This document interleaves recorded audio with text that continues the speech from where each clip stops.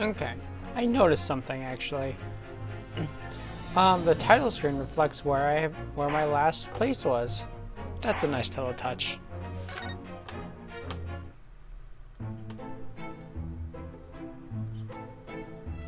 Okay. What we were doing last. You're talking with these guys. Could you please tell us what floor Mr. Natsumi's on? Well, certainly. Just below us on the first floor. And Mr. Sholmes is investigating there, even as we speak? Yes. Told me Natsu's name. Yes, told me Natsu's name. Had asked him to look into the matter, so I gave him the key. Is that Natsumi's engaged in Mr. Sholmes' services? It's a blatant lie. Would it be alright if we also look around? In Mr. Natsumi's room, I mean? Don't see why not. Just down one flight of stairs. Who knows if we'll find anything to help us in the case, but we have to try. I mean, yeah. There we go. I've had a cold for a little bit today. Ugh. We need to find all the clues that we can lay in our hands, shall we? Yes, and while we're there, we can speak to Mr. Sholmes again. Perhaps he'll tell us more. Yeah, I don't trust Sholmes. Well, I don't think he's a bad person, but I just don't trust him as, like... I just don't trust him.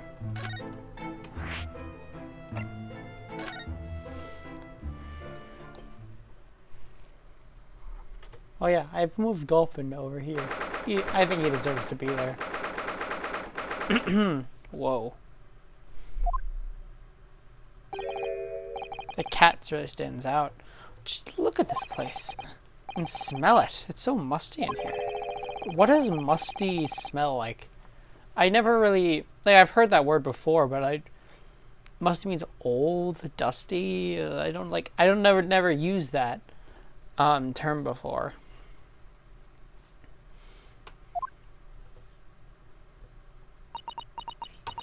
Ooh, wait. Hold on. I forgot to do something.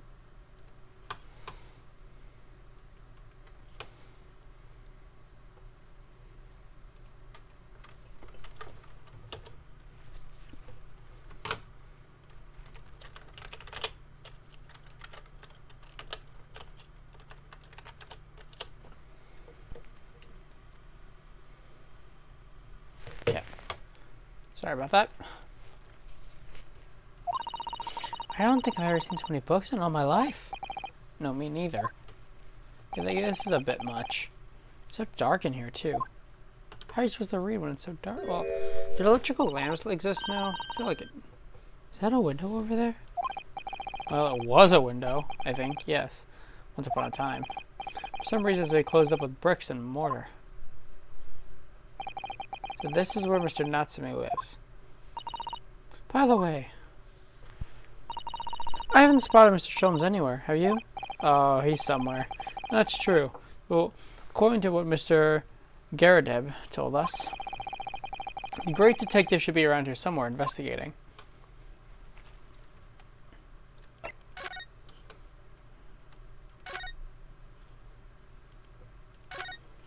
Well, first things first, we need to talk to the cat. Oh, you're adorable. If not, like, you don't blend into the background at all. Oh my, what an adorable little cat.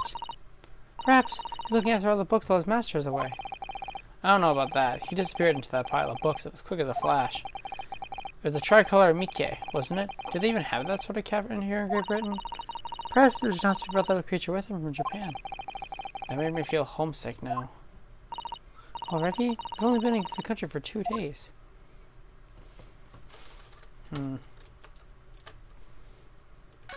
I guess I'll just investigate.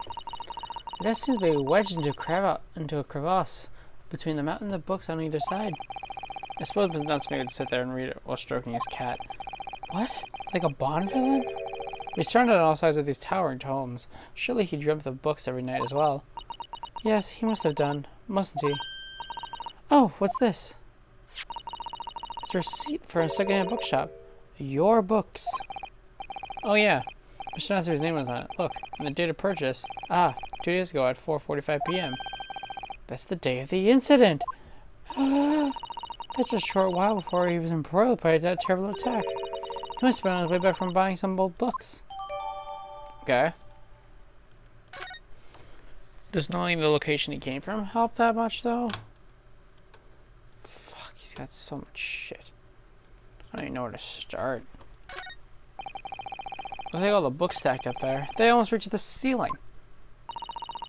They're all works of English literature, and they all smell so musty. What is musty? Okay, define musty.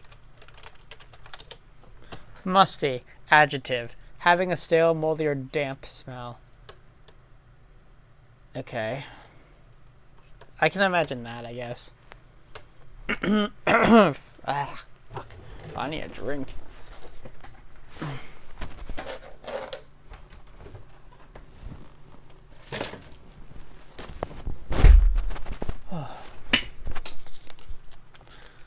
There's volume of books to hand. You'd never be short of reading material, would you? Ha. Ah, there we go. No, what a dreamy idea. A bad dream, maybe. For me, at least.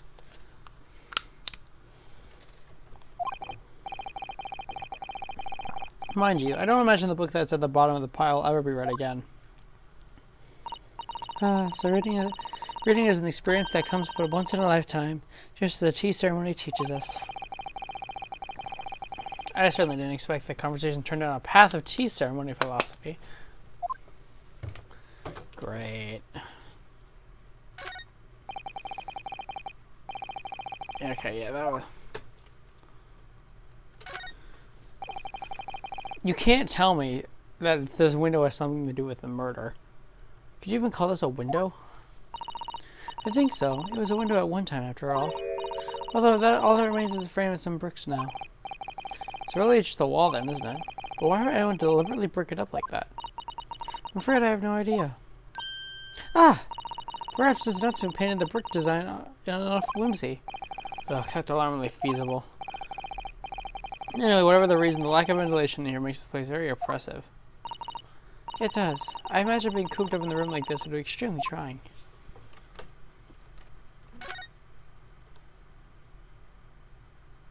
When did you get there? You weren't there before. Ah, look, Mr. Naruhodo. It's Sholmes! Ah, there he is. Where the hell did he come from? He seems to be grossed in front of the pages of an old book. Elby won't mind if we disturb him. Hello, Mr. Sholmes. Ah, you two. Good day. Now, let me see. Where was it that we met? Oh, Mr. Sholmes, we were together on the SS Bureau. Okay, whoops. Not what I meant to do. Yes, of course, the Bureau. And let me see, what happened on that voyage? It was Kazuma Asogi. He died, tragically, but you were a great help to us, somehow. Ah yes, but of course, the case of Mr. Asogi. It was one of the snake, wasn't it? Oh. Well, you seem to remember something of it, at least. What an honor to be remembered vaguely by the great Herlock Sholmes. You take too little, Susato. This is Mr... Oh, no, my dear madam, hold your tongue. I pride myself on my superior power of recollection. Your names are safely recorded in my brain attic. Miss Naruhodo. And Mr. Susato. Try the other way around, Sholmes. I lose the first round. I really don't want to laugh for him because I feel like I just disgraced Mr. Sholmes. In truth, I had hoped to invite you both to my Baker Street suite the day we arrived in London. Some Scotland Yarders ambushed me on the railway station and whisked me away to a crime scene. It was an entirely trivial case, of course. I solved the matter in no more than 30 minutes. So they apprehended Susaki-san in that short of amount of time? I'm afraid the pursuance of a new case has dulled my recollection of the past involvements a little. A little? It is a mistake to think that one's brain attic is elastic walls and distend to any extent. I do my best to forget useless facts, lest they should overwhelm the useful ones. Yes, those are my own words of inimitable wisdom, you know. from the adventure titled A Study in Scarlet. Please, there's no need to quote yourself. I don't always remember my pearls of wisdom, but fortunately, my associate pens them beautifully. He means Iris, I suppose. Mr. Sholmes, he has some extremely important questions to ask you about the trivial case you just mentioned. Goodness, what an earnest expression. My dear madam, I should be only too pleased, and this murky room is an apt place to discuss the murky case.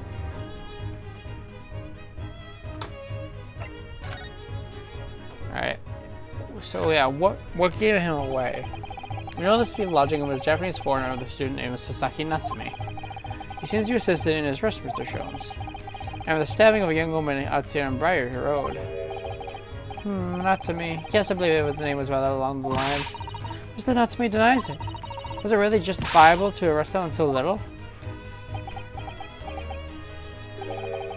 I'm sorry, Mrs. Sato, but I haven't the slightest idea what you mean. What? I can't believe he's looking so squarely in the eye while feigning ignorance. I assure you, I am not merely feigning ignorance. It would appear as if the pair of you are under some misapprehension. Oh? How?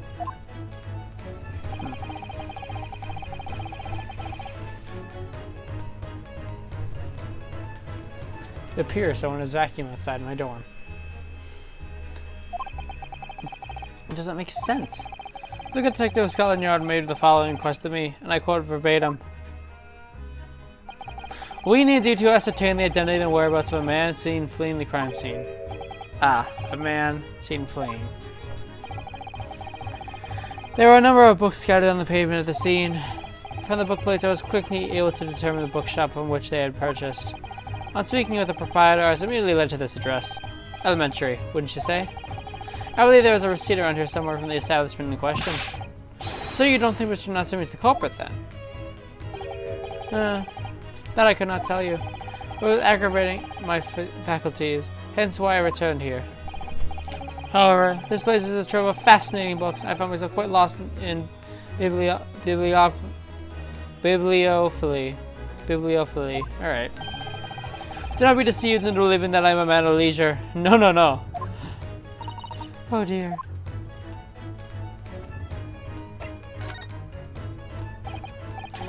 Tell me. Have you encountered the landlord of these lodgings? Yeah, Mr. Garadeb, retired military man and the most sus man alive. It was the first time I ever met a soldier in the Great British institution that is the services.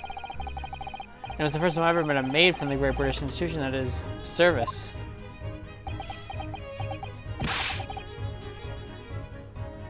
I'm not gonna try. I didn't think it was that funny. I do apologize. As you may well be aware, many households underemploy a maid. Yes, I heard as much in my Great Britain primer. And so conversely, whether or not a household employs a maid has to come betoken of social standing of those dwelling therein. Betoken of their social standing? Sorry? No, it means rich and poor, Naruhodo, come on. Put simply, my dear fellow, those who employ at least a single maid are considered middle class. Those who are not are beneath that. In the upper echelon society, of course, households employ enough staff to constitute a large family. Goodness, how extraordinary. As you can appreciate, for those in the precarious boundary between the middle and lower class, being able to afford just one maid is one of the first importance. I had no idea. And it's precisely for that reason that I found a great stimulation in the situation upstairs. Specifically in the retired army veteran, Mr. John Garadeb. Oh? What, is he in debt or something? Affable as he is, the fellow is hiding something. Well, no shit, he's hiding something. Whether or not imposed on the circumstances of this case, I am yet unable to ascertain. I'm thoroughly lost on what he means to say. It means the guy upstairs is obviously hiding something, but we don't know if it's legit the case, but it totally is. This room is thoroughly suffocating for the soul, my dear fellow. I assure you, anyone whose lot is to dwell in this place such as this will stab someone sooner or later. Mr. Natsume has stabbed no one. But sooner or later, as I said. I don't believe that's the issue here. About this dark little room, Mr. Sholmes. Why is there no longer a window? Do you have any idea? No window? Well, I mean, I can clearly see there's a window of sorts. But it's been completely blocked with bricks. I see. The answer to that question is quite simple. Window tax. Window tax? What is that? Oh, don't tell me. Surely not a tax on windows. Precisely that. Oh my goodness. Until relatively recently, a tax was levied on households in the country by the number of their windows. Those of lesser means have inherited a household and costly family home, perhaps, rapidly close windows up. With which open windows here, there, and everywhere.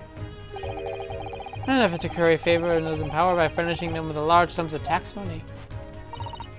How awful and unjust, forced people to live in rooms devoid to light.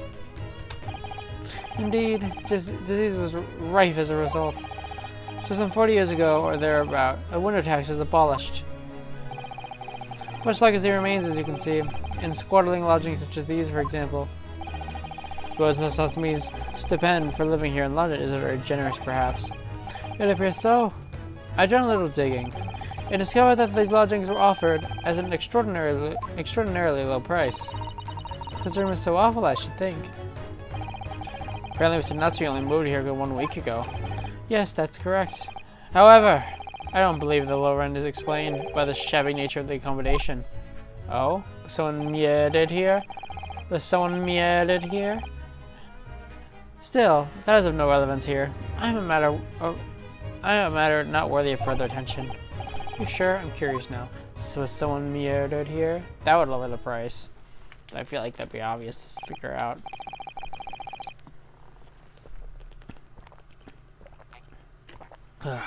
Well, I think I can do you all I can now. Thank you, Mr. Sholmes. Yes, Mr. Naruhodo. Was it not your intention to become a practitioner of law? You remember that? If you don't remember the, the case? Will you perhaps be offering your services in this very matter, I wonder? To the occupant of this room, Mr. Natsumi, was it? I'm not sure. I'm not sure. On what grounds? Well, actually defending someone in this court here only yesterday. Really? Well then, I congratulate you on an ambition realized. And so promptly, too. The thing is, it's really made me question things. Am I right to believe in my clients? To trust in their innocence? Yes, trust. Mr. Sholmes. Mr. Natsumi didn't do it, did he? My dear fellow, I haven't the first idea. Oh, but I thought that's why you're here. Did you come back to investigate? Ah, yes, that was indeed my initial intention. But there are simply too many fascinating books here. I couldn't possibly ignore them. Oh, I see. Nevertheless, there are 2 facts that I can state quite unequivocally. The man who led the scene of the crime 2 years ago was the Japanese occupant of this room. And there are witnesses who swear to having seen the same man commit the crime. That is all I can say. Ah, and one more thing. Oh, what is it, Mr. Sholmes? Tell us. I cannot say with any certainty whether or not it is of relevance to the case, but I'm quite sure that the retired army man who owns this property is hiding something. Mr. Garrett is? Mr. Sholmes said as much before, actually, didn't he? Anyway, at present, that is really all that plays on my mind in relation to this case.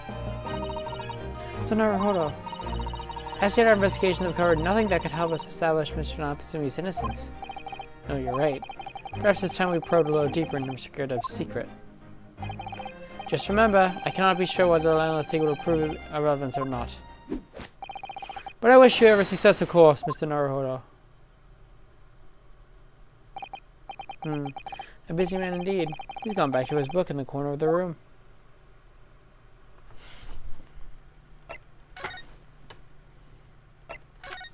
I guess we're gonna try and probe him.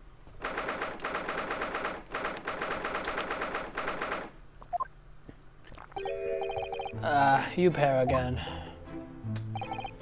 Tell me, what was the detective chap? I forgot its name. Still what harder work down there. Mr. Herlock Sholmes. Why did I give you a British accent? Yes. Rings a vague bell. All this detective business isn't really my thing, I'm afraid. Well, Mr. Sholmes is in his element down there. Jolly good show. Another cup of tea, if you please, John. Now then, why don't you tell me what— Ah! For the umpteenth time, woman, will you watch what your belly well doing? I should be serving dinner shortly, sir. Ah, yes, of course. Definitely rude of me, but I'm afraid I shall have to ask you to take your leave if you'd be so kind. Oh, yes, of course. We are deeply grateful for all your assistance. Not at all, not at all. Don't get much chance to talk with young foreigners like yourselves. It's been a pleasure. Best of luck and all that. Perhaps you can see yourselves out. According to Mr. Sholmes, Mr. Garrett is hiding something. And there's no other evidence of our students to open doors at the moment. Perhaps we should do some digging. There's something very suspicious over here. Okay, fine. This carpet is clearly burned. Look at this enormous screen. It must have been put up there deliberately, sure. Yes, it certainly seems like someone's trying to hide something from view. Wink, wink, nudge, nudge. What could be behind it, I wonder? I'm gonna have a very quick look. Just a little peek. Ahem, ahem. Maybe let's not, Mrs. Sato. I think that May's gonna head us out with a cup of tea. Ahem, ahem.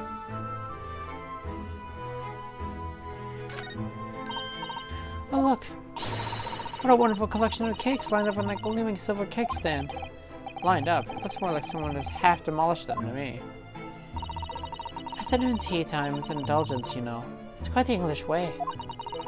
It's Miss Garradeb's custom to take 2 cakes with his tea. That sounds delightful. Oh, wait a minute, though. There are at least 10 cakes in this cake stand. Well, naturally. And it would never do to waste the leftovers. So what if Mr. Garradeb doesn't eat? I say to myself, Joan, you shall have to tidy up. Oh, how magnanimous of you.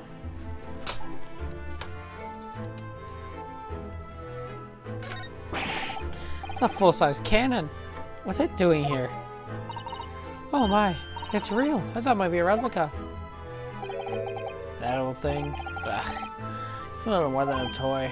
Sorry? You know me was selling off when I retired, so I decided to give it a new home. Never wanted to do my attack next. Jolly useful to have a cannon about the house. Really? It isn't overkill? Be prepared, I always say. You never know what this twisted one is going to throw at you next, boy. Yeah, it's like those people who had the shotgun attached to the door in case someone tried to break in. It's like that, only set up with a cannon. Do you think there may be trouble brewing, Mr. Garradeb? Always is. Take Joan here. Never fails to clean an apron in reserve. Never fails to have a clean apron in reserve. Tries them over the barrel, you see. They dry very well, they can there, Joan tells me, which rather proves my point, I feel. It's been reduced to a drying rack. No wonder the huge can looks like it's been hanging its head in shame. I don't... Fuck off. Like, seriously? Alright, Shalom, you got a pretty nice ass. I want to investigate it. Aha! What's he doing over here? Mr. Sholmes! We meet again, my dear fellows. Gracious. When did you sneak in here? Herlock Sholmes, sir. At your service. What are you doing by that window? I am given a watchful to the evening sky as the sun sets, madame. Yet sadly, cheerful as the room downstairs as undoubtedly is, it lacks the aperture for such an observation. So I took the liberty of borrowing a small corner space by the window up here. Well, keeping an eye on the one's window at dusk is a prudent thing to do in London, I'm gathering. Ah, and one other thing, Mr. Naruhodo. Oh, me? I thought perhaps you might be in need of certain great detectives. Great mind. Wait, he's not talking about, is he? I didn't expect... what?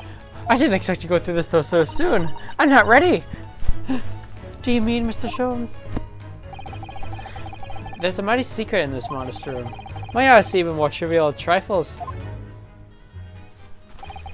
I take you're prepared, Mr. Naruhodo. I'm not ready. Like, I think so. That's just time enough for one of my greatly admired great deductions. Let us conclude the matter before dark. Oh boy.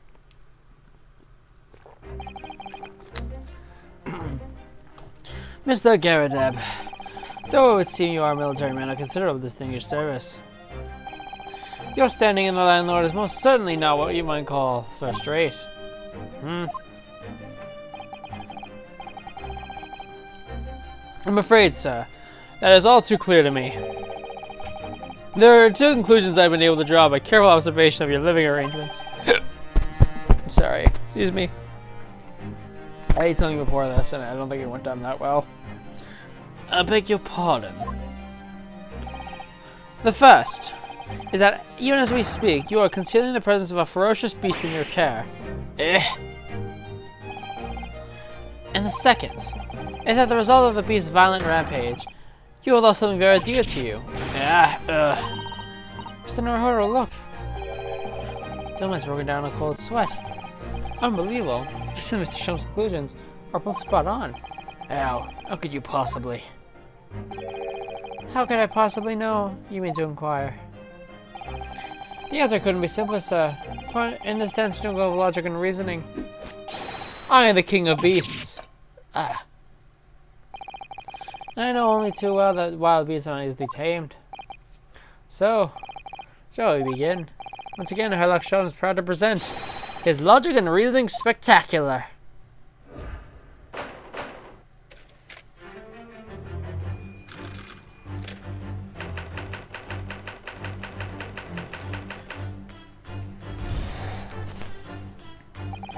It certainly shouldn't be taken. It surely shouldn't take the great detective to see. Not a fearsome beast has been on the rampage of late within these four walls. Thus we are faced with the question: what form might this beast take? For a man with a military breeding, your eyes are uncommonly candid. You have had a glance, Mr. Garadeb, leads us to the answer. The true nature of this beast that has run rampant here is revealed by that lion statue. No. Yes, though an army man, you appear to be unimposing at best. The fact that you're fueled admiration for the mighty lion, the king of the beasts. What is this piffle, I ask you? In the end, your admiration became so great, in fact, that you had a living, breathing specimen shipped from India, which you would try to keep in this very house. What? What? He had a hand mark on it. Yeah, living with such a wild beast would be more difficult than you had imagined. The chilling traces of a wild rampage are still much in the evidence. Well, as we look around, the beast in question fails to present itself. Where could this angry creature have disappeared to? Madame. But me? I pray you not consider me unchivalrous, but it is plain to see that one glance in your direction. It is. Your dress pocket gives us a hint to clue to your beast's current whereabouts. We're protruding from its handbill advertising a circus show.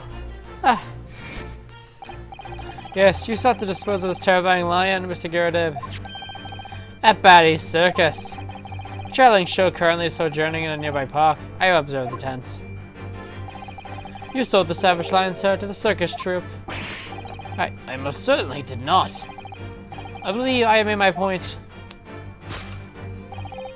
The recent beast which ran amok in this room was an Indian lion. And a simple visit to the circus now revealed our lions prancing jubilantly through a ring of fire. Okay. Gotta admit, not the conclusion I was gonna come to. I think it's just his cat. Natsumi's cat. Not a lion. Now, Mr. Garadeb. It is plainly clear that you still have a deep feelings for this formidable beast. Indeed, that in that life pose, the distress this loss caused you very tangible. Your head weighs heavy on your shoulders, the pain you feel being revealed by that supporting arm. Amid the fits of tears, you let your beloved beast go. This strain of losing someone so dear to you is clearly visible in your visage. Yeah. Nonsense, man. I mean, simply. But But what, we must now ask ourselves, is the true cause of this pain? And we need only follow the direction of your gaze to find the answer. Yes, it's a pile of bills that can raise the pain you suffer. Every envelope contains another demand for your payment. But cartloads of meat, potatoes, wheat, and tea. Indeed, feeding your beloved has a devastating impact on financial circumstances of your household. And so you have no choice but to let it go. Yes, well, Now, in a final fit of rage, the ferocious beast carried out one last unimaginable attack. Unimaginable? Yes, the method which can be clearly seen by observing the carpet over there. Very expensive wooden collar, woolen carpet, if I'm not mistaken.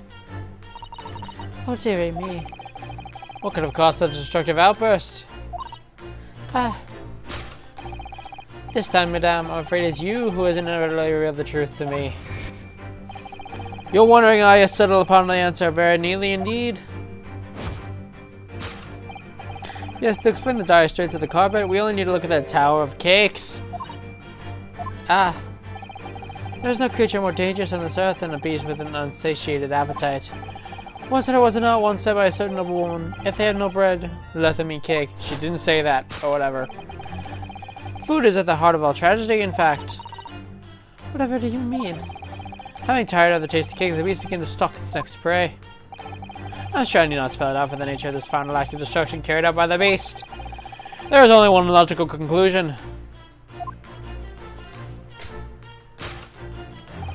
Worked into a frenzy by hunger, the lion attacked and ate at the carpet. The teeth marks in the carpet are a perfect match with those lions I once saw in India. The carpet was burned. You idiots.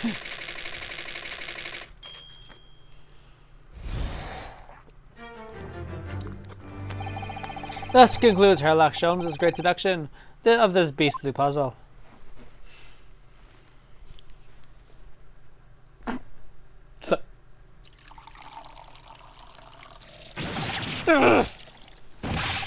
What is the matter with you, John?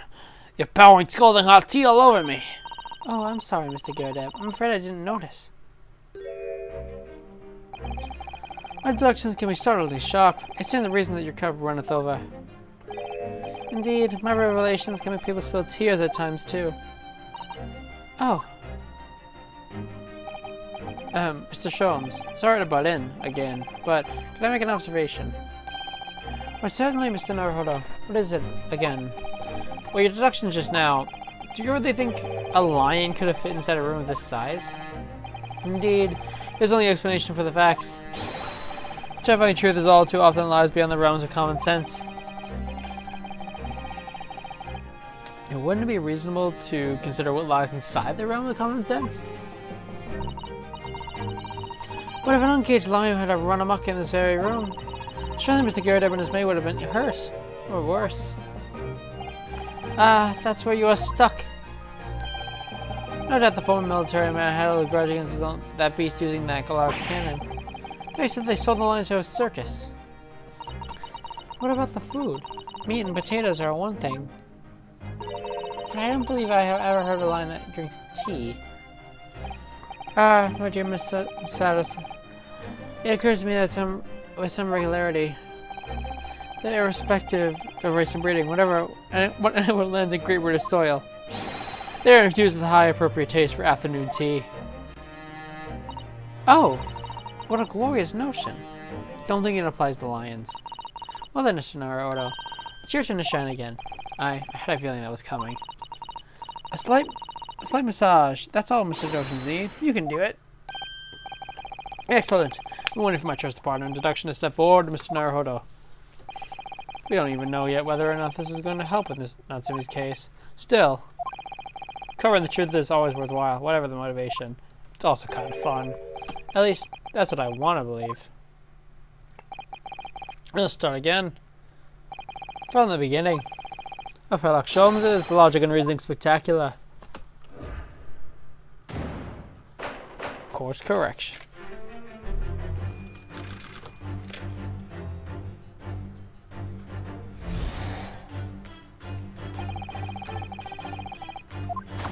Okay, yeah, I can see.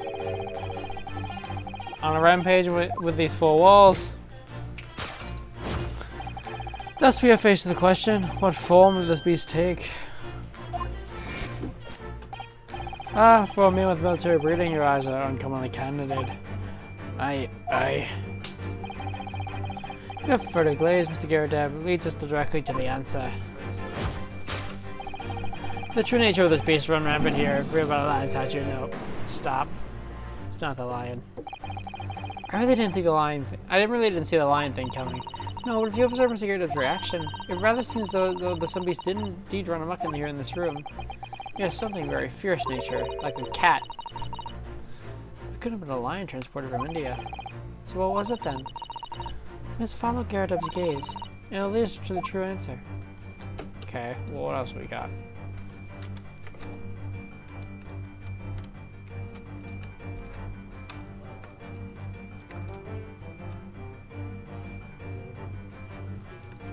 Well, it's not mortar shells. This can be the... I want to look at this.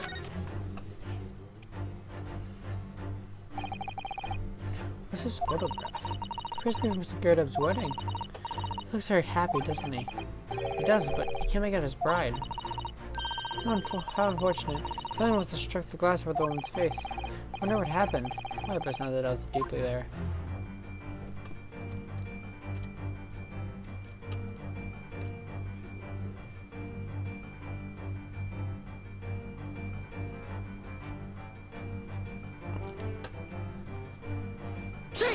Can't be. Oh, I'm interested now. I didn't see this coming. The true nature of the beast that was run rampant here is revealed by the newlywed bride.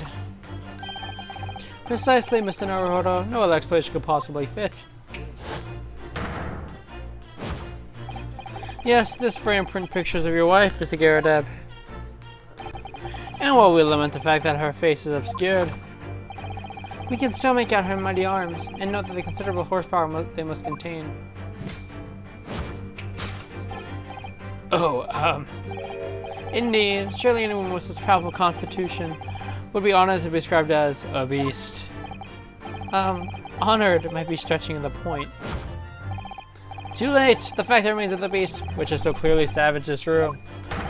Was your wife, Mr. Garradab? Ugh! The chilling traces of the wild rampage are still very much in evidence. Well. Yeah, we look around, the beast in question fails to present itself. Look at this angry creature have disappeared too. Madame, it has to be her. Me? I pray do not consider me chivalrous, but it's plain to me one glance in your direction. It is. Your dress pocket gives us the hands of clue eating the current whereabouts. Yeah, it's not this. The poor fragile, defenseless woman is beside herself. Well, I don't know about fragile. Oh dear. Anyway, Mr. Shums is quite right. There's no sign of a Miss Garradab anywhere.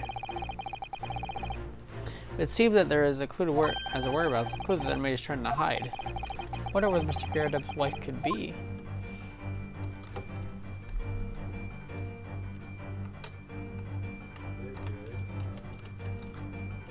I mean, alright.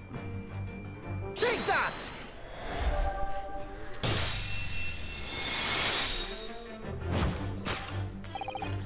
Your wedding ring gives us a handsome clue as to where the beast's whereabouts.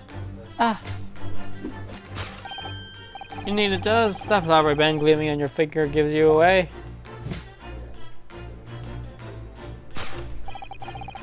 For that then to go to the one shown in the hand of Mr. Garradab's wife in this photographic print. In other words, you are no ordinary household maid. No. You are Miss Garradab's lucky bride. You are Miss Garradab herself. Oh my. What? I was actually going to take a different approach with this. The woman who was stabbed was her wife, and the maid just took its place. Well, jolly fun detecting, sir. As you rightly surmised, this is my wife. This is the wife, yes, my Joan. Rather let herself go, you might say, but she was a bullet called her back.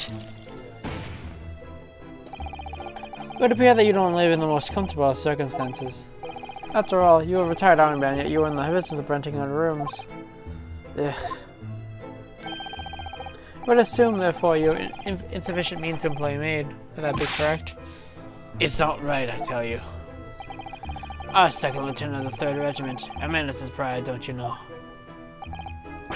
By golly, it's a sorry thing when a chap can't afford to have a single maid in his employ. Yes, here in London, it is one is rather judged. I also cannot be considered worthy of society that it doesn't have employees, no staff at all. Though in my considered opinion, such concerns about appearances are a folly. You mean Mr. Gerardeb has his wife, works as his maid? Precisely. Am I right, Mr. Gerardeb? Only in company, obviously. But listen here. This must remain a secret. Tip-top secret, please.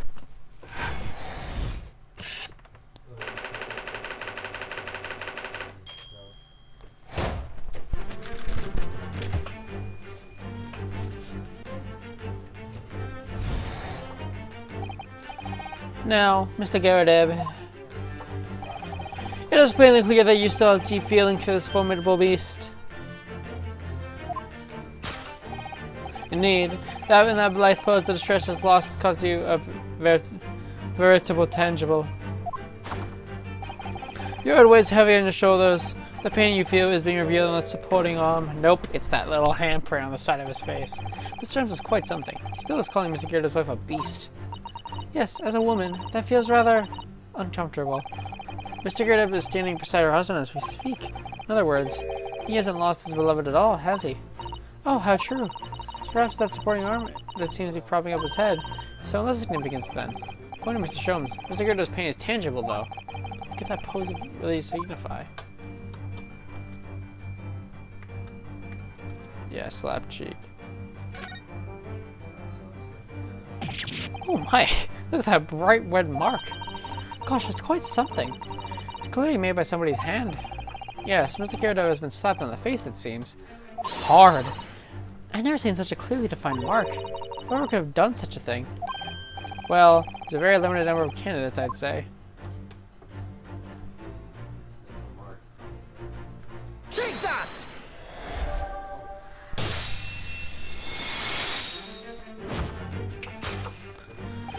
Your head weighs heavy on your shoulders, the pain you feel being revealed by that slapped cheek.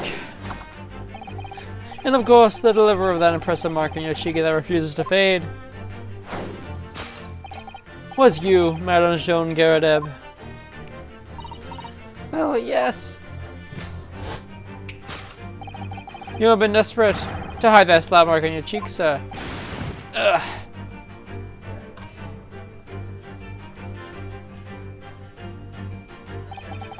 How the blazes? How did you work that out, man?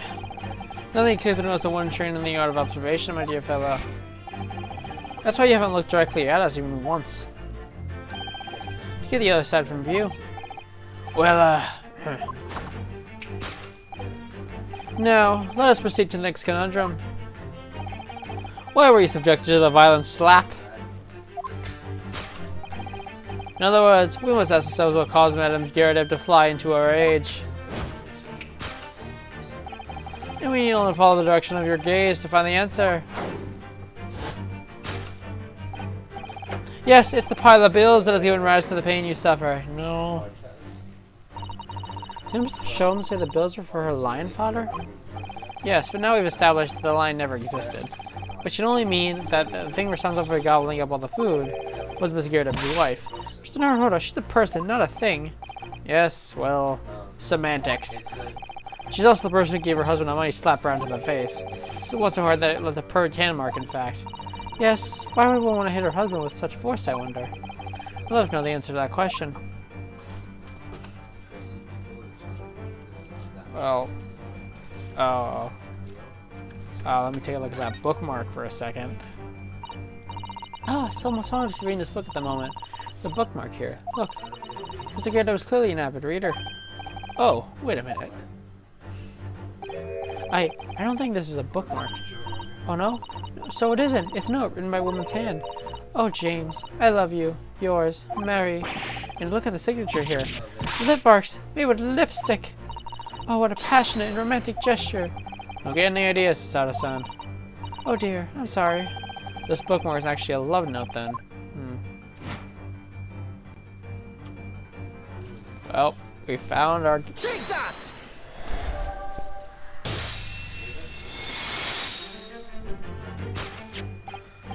Yes, it is a love note that has risen as the rise to the pain you suffer. Oh, James, I love you. Yours, Mary. Passionate indeed. Perhaps the center of this note, a certain Miss Mary, is a fly to the ointment here. Gah! But I don't know the Bali woman. You don't know her? That note wasn't written to me. It was just in the book. I don't know how it got there. It was just there, you say? That's right. That's what I've been saying. A likely story. Now listen here, Joan, old thing. I explained that at the time. I bought the book at a second-hand place. Then most of us have already been there. So the previous owner of the book was using a note as a bookmark, you mean? That's right. That's what I've been saying. A likely story. For heaven's sake, woman, look at the name. It's written to James. My name, in case you've forgotten, is John. A likely story. Are you questioning my name now? And there we have it. Arouse suspicions of a female heart, and you unleash a beast with the most ferocious bite. No, in the final fit of rage, the ferocious beast carried out one last unimaginable attack. Unimaginable. The aftermath of which can be clearly seen by observing the carpet over there. A very expensive woolen carpet, if I am not mistaken. Oh, dearie me. What could have caused such a destructive outburst? This time, madame, I'm afraid it is you who has inadvertently revealed the truth to me. Your wandering eyes have settled upon the answer very neatly indeed.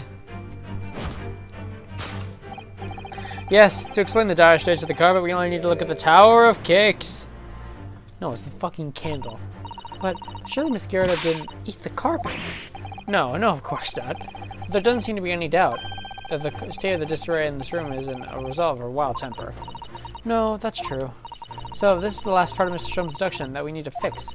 We need only follow Mr. Gerda's gaze, and that will tell us the real answer. Alright, let's see what we can see. Yes. No, it's the fucking candle.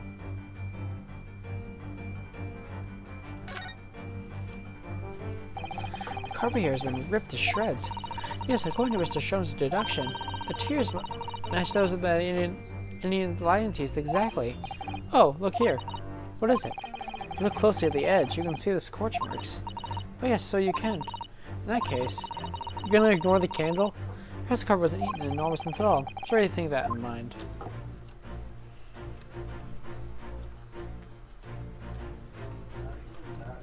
Oh, wait.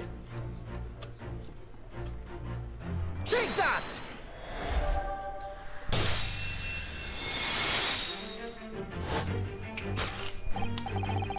Yes, to explain the dire straits of the carpet, we only need to look at the candlestick. You're most illuminating, my dear fellow. And of course, the only possible way out of this logical labyrinth. Yes, with the remnant of the ferocious attack in which the carpet was devoured are clearly visible. Indeed they are, but the scorch marks of the edge clearly give away the truth. Scorch marks. It would appear this room was the scene of a little martial altercation. Miss Gerda's mighty arm muscles left an impression not only on her husband's face, but on the entire room. The force of her strike caused the candle to fall into the holder.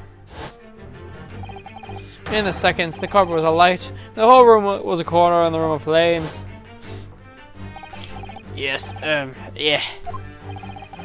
But the most ferocious beast in this world, neither a violent lion nor a vengeful woman, but fire. And in this room, that ferocious beast bared its claws and ran amok. Eloquently put, my dear fellow. So you can see, but there's one conclusion here.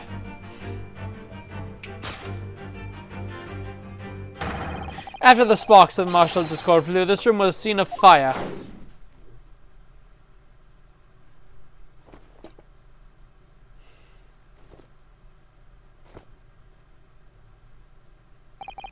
Mr. Sholmes, sir. I salute you! We just killed an old man.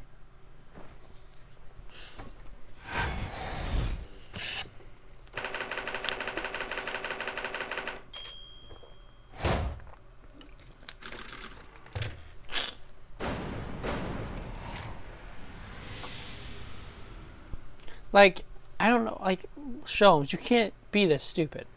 Why you say lion? It's these dash long winter nights, you know. Nothing new in read in front of the fire. Luckily, there's a jolly good second-hand bookshop store just around the corner. Buy all my new old novels there.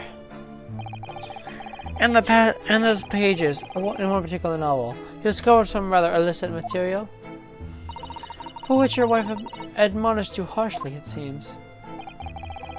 Don't know about admonished. Demolished might be rather close to the mark. And the pieces most certainly have destroyed. Here we go again.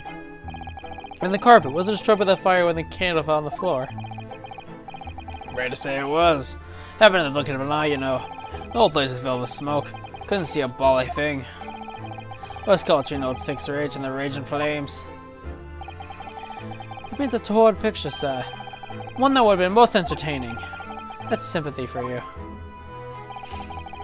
Didn't take long for the fire to spread, of course. The bully furniture started going up as well. We had to hide the mess behind the screen for the time being.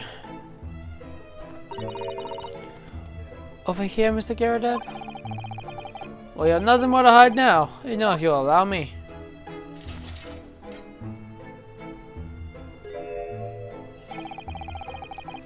I don't know my favorite novels in that case. But as soon as the fire got a hold of them, that was it. Whoosh, up in smoke. Gosh. Then the wife started hurling things at me. What a terrible sight it must have been. It was my back up against the window, or heavy enemy fire, incendiary books coming 10 to the dozen. Worst of it is I lost my favorite, the book called Lion's Pride. Lion's Pride? Ah yes, the notorious love of big cats coming through again. I assure you, the title doesn't influence my choice in the slightest. So the poor man really did lose something dear to him as a result of the ferocious beast's rampage. Mr. Shum's section starting to be correct once more again. Can only be described as a great British wonder. I tell you, it was total carnage. Flames everywhere and the old stick in the full fettle. Out of interest, what time of day was that? Not sure if I can remember. It was 2 days ago now. Let's see, around 5 o'clock, I think. So exactly at the same time as the terrifying incident was unfolding outside your window on the street below. Even more terrifying on the inside, I can assure you. The whole of Blighty could have been flattened outside my window at that moment. I wouldn't have noticed a dashed thing. Oh, really?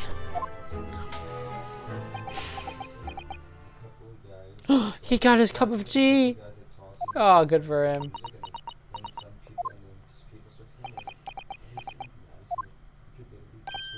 Mr. Sholmes. Yes, Mr. Naruhodo, what can I do for you? Well, I think we've got to the bottom of Mr. Garradeb's situation now. What does that have to do with Mr. Natsumi's circumstances? He never said it did have anything to do with it. I can help you there, I'm afraid. What? My dear fellow, if you recall, I did say as much from the outset. I warned you that although I knew the retired old man was hiding something, I could not be sure whether a secret would be of relevance or not. I just knew you were going to say that. No, Mr. Naruhodo, you mustn't lose heart. Bear in mind that all things fall into one of two categories. Those relevant to the case and those not. It makes no sense to me. Well, I should. It's very easy, clear-cut to understand. Well, no matter. It is far greater importance that you make up your mind now. Sorry? Visiting hours at the prison will soon be over. Oh no. Is that the time already? Where do I accept Mr. Natsumi's case? We have fish paper to attend to. So that's it. No more time to think. Perhaps you'd like to partake yourselves into bidding us farewell now. I must prepare supper for Mr. Girdeb. Oh yes, I'm so sorry. Thank you both very much for your time. Sasaki-san will be waiting for us. I'm gonna have to give him an answer.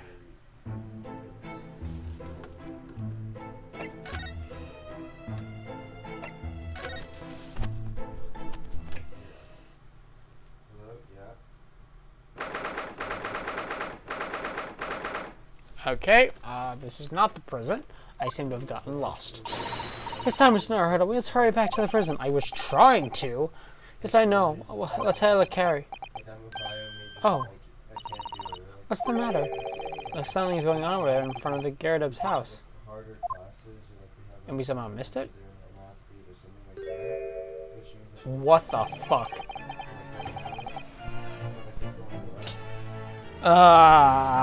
What? I know.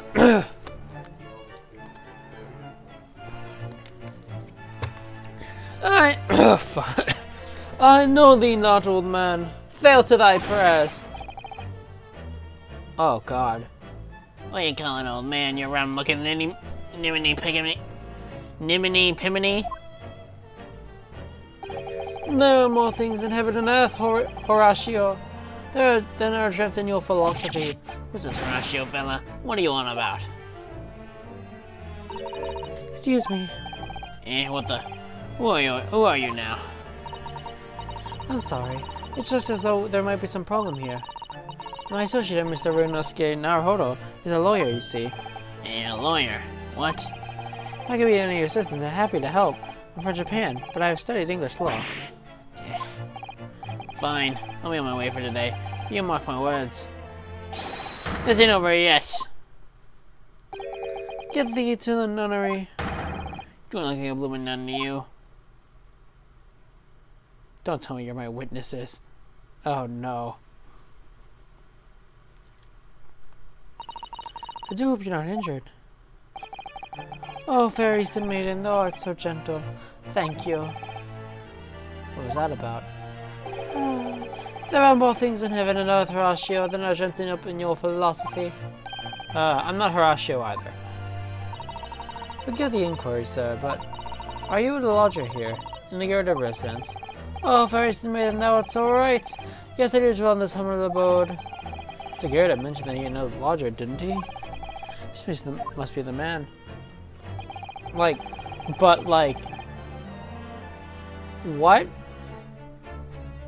But what is he? Do you happen to know the other lodger lives on the first floor? Oh yes, the gentleman named Natsumi. Oh, me more worthy a polemist in a battle of words near could there be? Sorry, battle did you say? Who is stronger, Hamlet or Macbeth? Mr. Natsumi and I sparred long into the night. I see. I don't fully understand, but it seems Natsumi and the gentleman are acquaintances at least. So, fair maiden, so, good gentleman, I can tarry you no longer. I fare thee well. And I hope we never see him again. I don't really understand him, but I think he's returned to his room. He seems to be unaware of what happened to Mr. Natsumi, so he can't really help us. Sasaki-san and that man in those lodgers, the Gyardeb house, sure certainly full of eccentrics. Anyway, I'll go find a carriage. Yes, I'm sure Mr. Nuts will be eagerly awaiting our return. Let's hope we can get to the prison before visiting hours are over. Yeah. What time do you think we'll get back?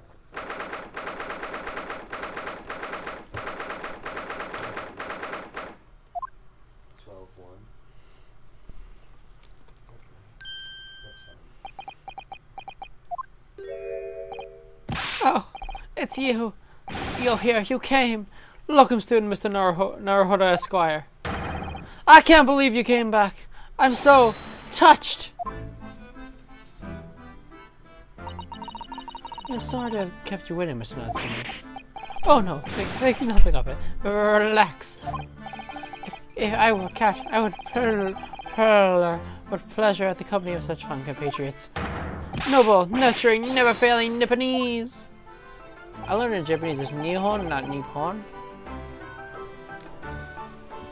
And they kind of threw me off, not gonna lie.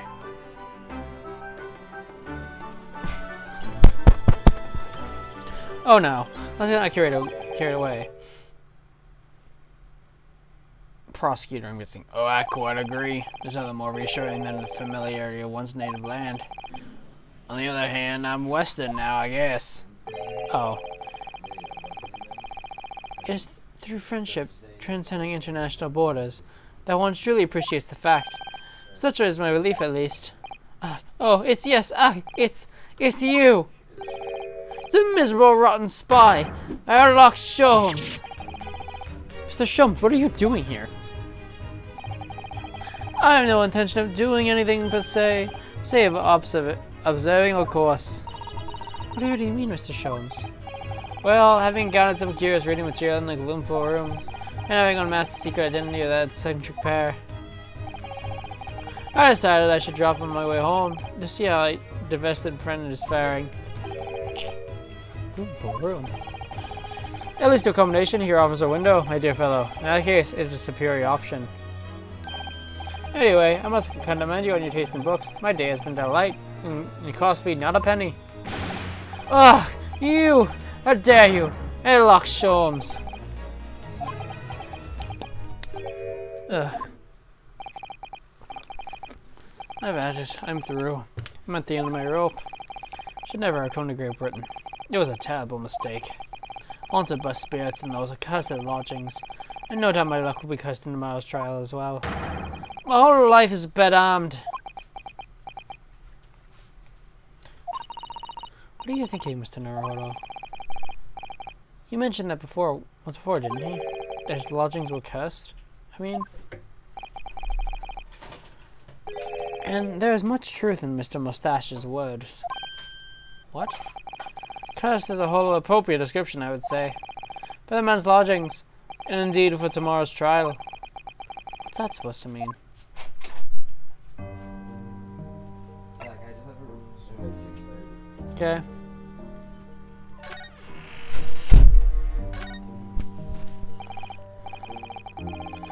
Mr. Natsumi, what did you mean by what you just said now? With our trial tomorrow being cursed. Oh no, why are you looking at me so grave? You're making me nervous. I was just getting carried away, that's all. I didn't mean anything by it. Oh, I see. That's really agitated him. You don't mean... The trial really is cursed somehow. Are you referring to the prosecutor, the Reaper of the Bailey? The Reaper? Oh no, what do you mean? Please tell me. Summarize if it's like succinctly in 16 salient words. No defendant has ever survived the trial in which the Reaper stands for the prosecution. Ever. Oh my goodness, can it really be true? That was 16 words exactly! Yesterday, Mr. Naruhodo successfully defended someone against the Reaper. But then, after the trial was over, the defendant passed away in unusual circumstances. Mr. McGill did. What? Ah, I'm impressed, Mr. Sato. You have an eye for detail. Actually, the Lord Chief Justice told us. Mr. Sholmes, surely it can't be that having failed to have accused and convicted, Lord Von Zykes killed the man himself? Oh no, he couldn't have, surely. You have some wonderful notions. Sorry. The man isn't a mass murderer. He's a court prosecutor, my dear fellow. Oh, yes. Why, of course he is. Ugh! Of course he is. Then why are you trying to scare me? It could be said, however, the real truth about the man is even more terrifying than your hypothesis. What on earth do you mean by that?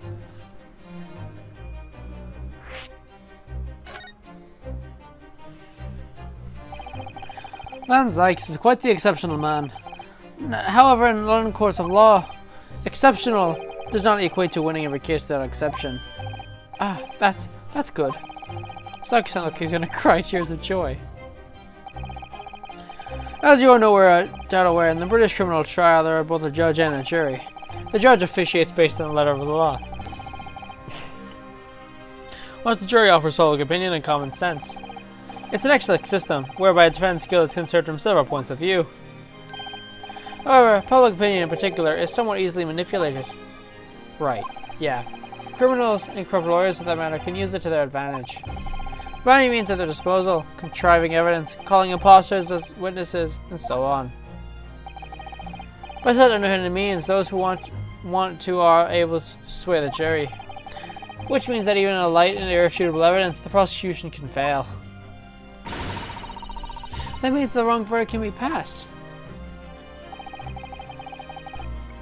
And sadly, from time to time we demand that is a simple reality of the situation. Is that alright? However, then those indicted by Mr. Lord von Zykes do not escape justice, their fate is sealed. Oh my. Though the education may seem to leave them according with their freedom, within months they are all disappear. It's most striking. Disappear? But how? By all manner of misfortunes, sir. Perhaps they are trembled under a passing carriage, perhaps they fall into the Thames and drowned. Perhaps they are suddenly overcome by a raging fever, or perhaps attacked by highwaymen. Oh, no. All examples of the reality events here in London, I'm afraid, Mr. Naruhodo.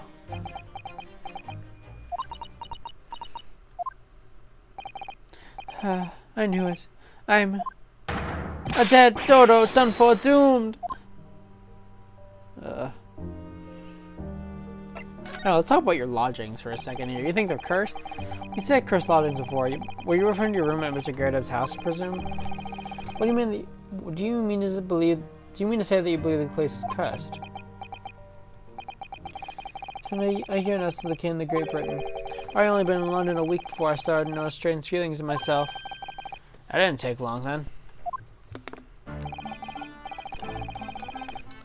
Everywhere I looked, there were foreign faces staring at me, laughing at me behind my back. And I was sure people were talking about me. I started to become nervous about going outside. They were all staring at me, all the time, from dusk till dawn. So I shut myself away in my room, but even that didn't help. The fear wouldn't go away. It must have been very lonely, having been away from your homeland for such a long time. I had to move a number of times, most recently to that room in Briar Road a week ago now. Yes, why did you choose there? It seemed a little inconvenient. Rent is cheap. I asked a little money and it appealed to me straight away. Of course, I asked why it was so affordable. The landlord just simpered and said, "The room is cursed." Oops. He quickly tried to cover his mistake, but it was too late, so I told him, "If you got something to say, then say it. But if not, don't mention it in the first place." Yes, well said. But it was true. It was all true. You mean the room really is cursed then? Or does it move to that windowless hellhole? My sleep has been plagued with nightmares. I awake feeling as though I'm being choked to death. In my waking hours, people are stabbed in front of me as I walk down the street. I'm branded a killer, thrown in prison. Nobody wants to know me. I'm surrounded by scary, sinister spirits. If only there was someone, just one person on my side. No one finding his or her heart to believe me? Really no one at all? To believe? Yes, to believe.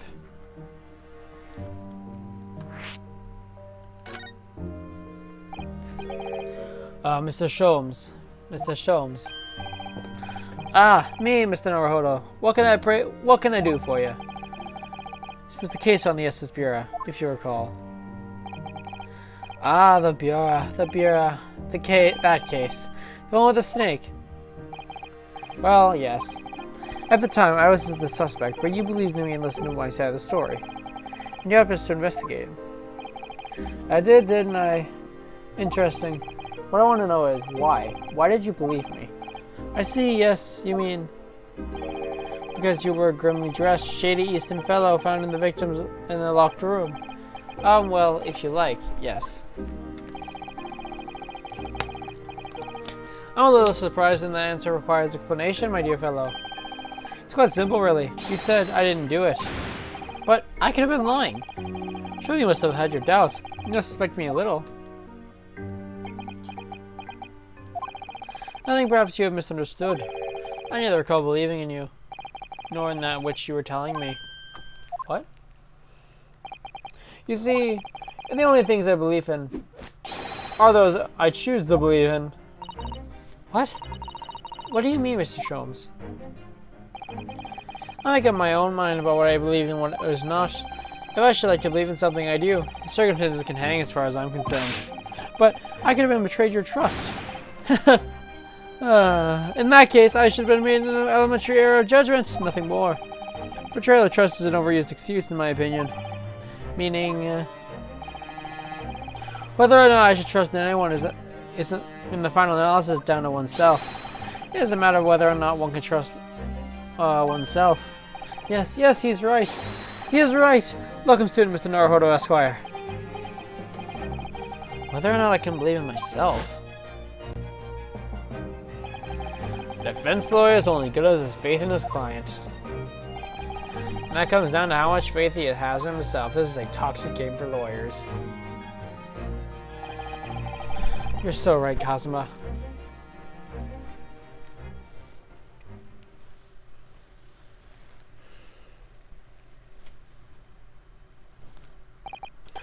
Well, my dear fellows, it's time that we were leaving, I believe. Already? Visiting hours are over, and the guard will be here shortly to escort us out. There is a restaurant near here that's excellent trout. Would you care to join me? Oh dear, there's no time, is there?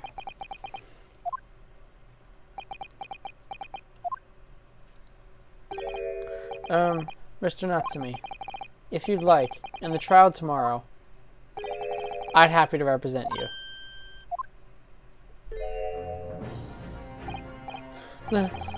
Welcome, student Mr. Naruhodo, Esquire. As I said, I am only experienced the British courtroom for the first time yesterday. And although the man I represented was not found guilty, I lost sight of something crucial. Something crucial? What to believe in? The defendant, justice, or the truth? How to believe, even. But I think I finally worked it out. I've decided I must believe in myself above all else, to trust my instincts. Yes, Mr. Naruhodo. And my instincts are telling me that you, Mr. Natsumi, are innocent of this crime. And it is imperative that we prove that in court. Welcome, student Mr. Naruhodo, Esquire. I will fight for your innocence to the bitter end with every weapon available to me. So I hope you'll permit me to represent you tomorrow. As I said about when we first met, I'd like to entrust my fate to someone who will listen to me in my native tongue. Of course, Mr. Natsumi. It would be fair to say, Mr. Naruhodo, that your mind was, in many ways, made up from the outset. You really needed the events of today to fully realize it. Yes, I think you're right about that. It's been a roundabout journey, but I got there in the end. I don't know. Those guys are going to play into something. Mrs. Sato? Yes? Would you be willing to stand by my side tomorrow and help me in court? No. As I said this morning, you may consider me your personal judicial assistant. The shocking events of yesterday's trial were still weigh heavily on my mind, but it's time to stop looking backwards. Kazuma believed in me, and Sholmes believes in me now too, so it's time. Time that I learned to believe in myself. Saki-san has no one. He's all alone. It's my job to help him, to fight in his corner. Tomorrow in the courtroom, with all the strength I can muster, I have 2 pieces of evidence at best. But I also have my badge.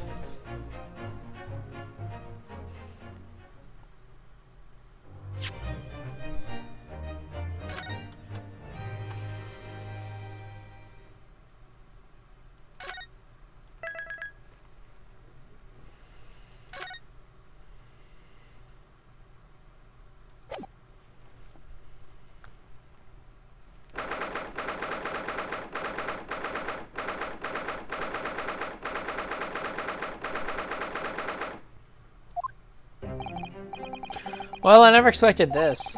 Who'd have thought we'd be back here again so soon? I need a water bottle. I'm thirsty again.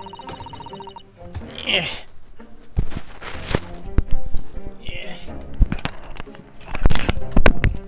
I'll be right back. And by right back, I mean like 2 seconds.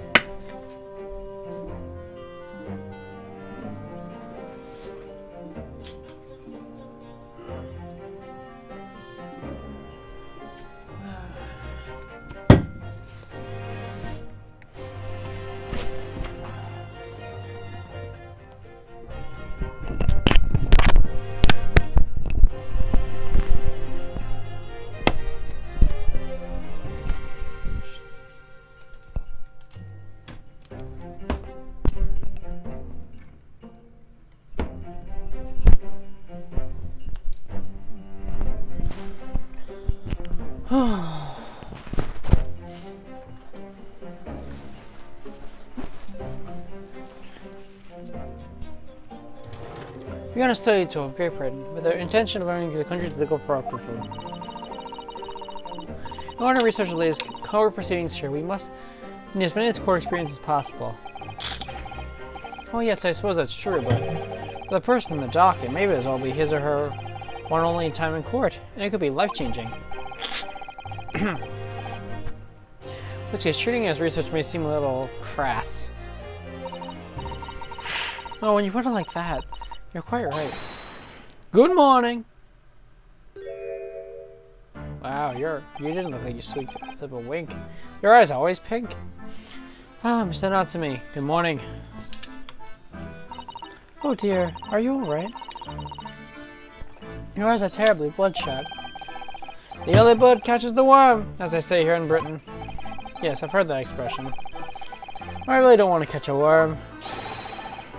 So I tried desperately not to wake up early. I was so worried I couldn't catch a wink. You know, I'm absolutely exhausted as a result. Do all literally people say things so literally?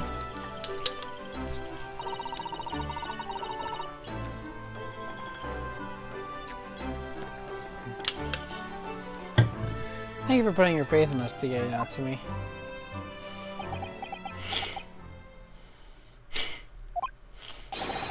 I wish I had 9 lives. My whole future is hanging in the balance.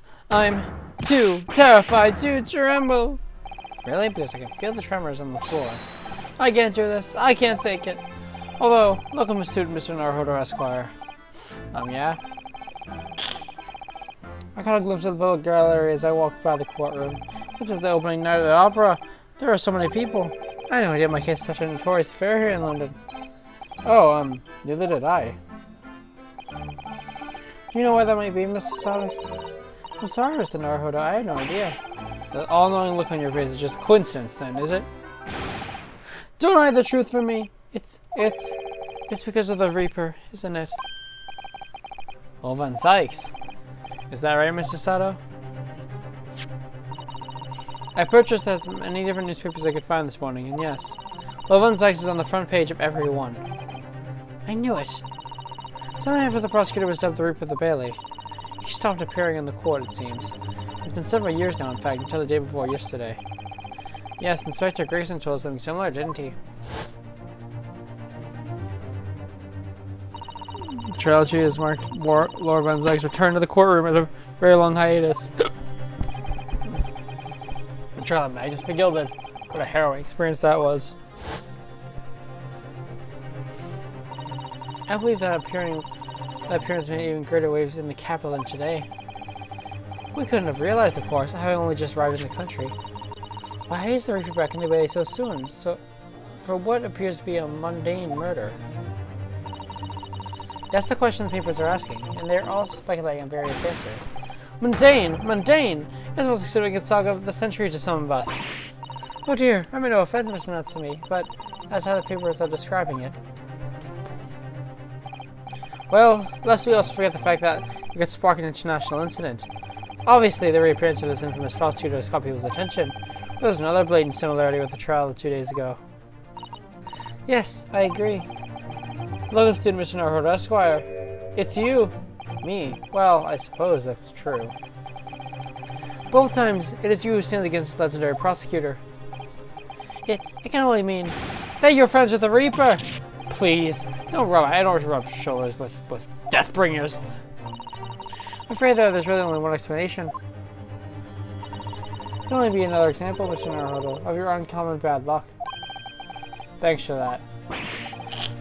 Well, this is just my luck. Why must I be represented by a man with such frail fortune? By the least lucky lawyer alive! I could just stop presenting you now. Let's not forget, it was you, Mr. Natsumi, who asked me to represent you. It is true I'm just a student, new to London, with little in the way of experience or skills, or luck. Now I promise you this. I will fight your corner until the bitter end, and I will believe in you, Mr. Natsumi. Oh, benevolent locum student, Mr. Naruhodo Esquire. If you talk back to me again, I swear to God I will throw you to the gallows. You're not alone here with us, Mr. Natsumi. Whatever happens, we'll always be on your side. Oh, beloved non-locum assistant, Miss Mikotoba Esquire-S. I am in your debt forever. I shall never forget this great kindness as long as I live. Mr. Natsumi, counsel for the defense. The court session is about to begin. Kindly make your way into the courtroom at once.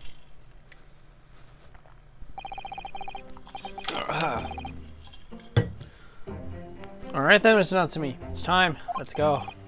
Yeah. Yes! Where did I put my tissues? Oh, perfect.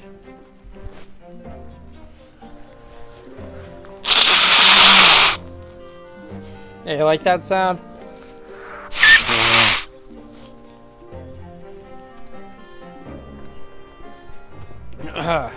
This is it. My second appearance in a British courtroom.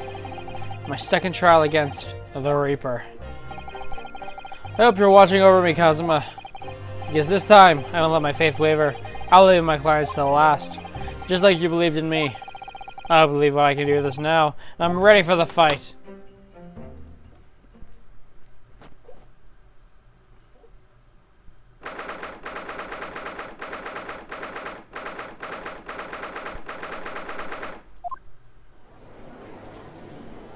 Wait, pause.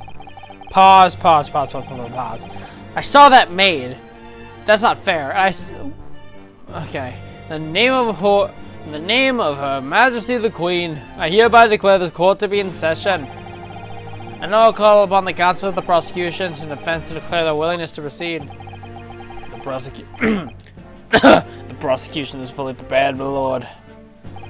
Defense is ready, my lord. Blah, blah, blah. The Nipponese are a truly fascinating breed. Sorry, what? Lord Strongar told me all about you. You were a student who arrived in London about 2 days ago. A mere amateur. Do you have a point? Being a compatriot, you feel compelled to try and help the accused, I suppose. Typical Nipponese arrogance. Forgive me, but I do not believe arrogance is an appropriate description. So how does that sound?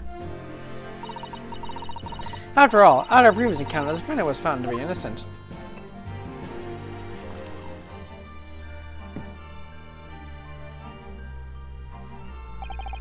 Very true, and a most fascinating, dark trial it was, too. The tragic conclusion came later, of course. He is to be acquitted, and his unfortunate violent end. Yeah, that's not suspicious at all. Thank you, counsels. I see both sides are in fine fettle. Now, ladies and gentlemen of the jury, are you ready to carry out your duties here in court as impartial members of the public?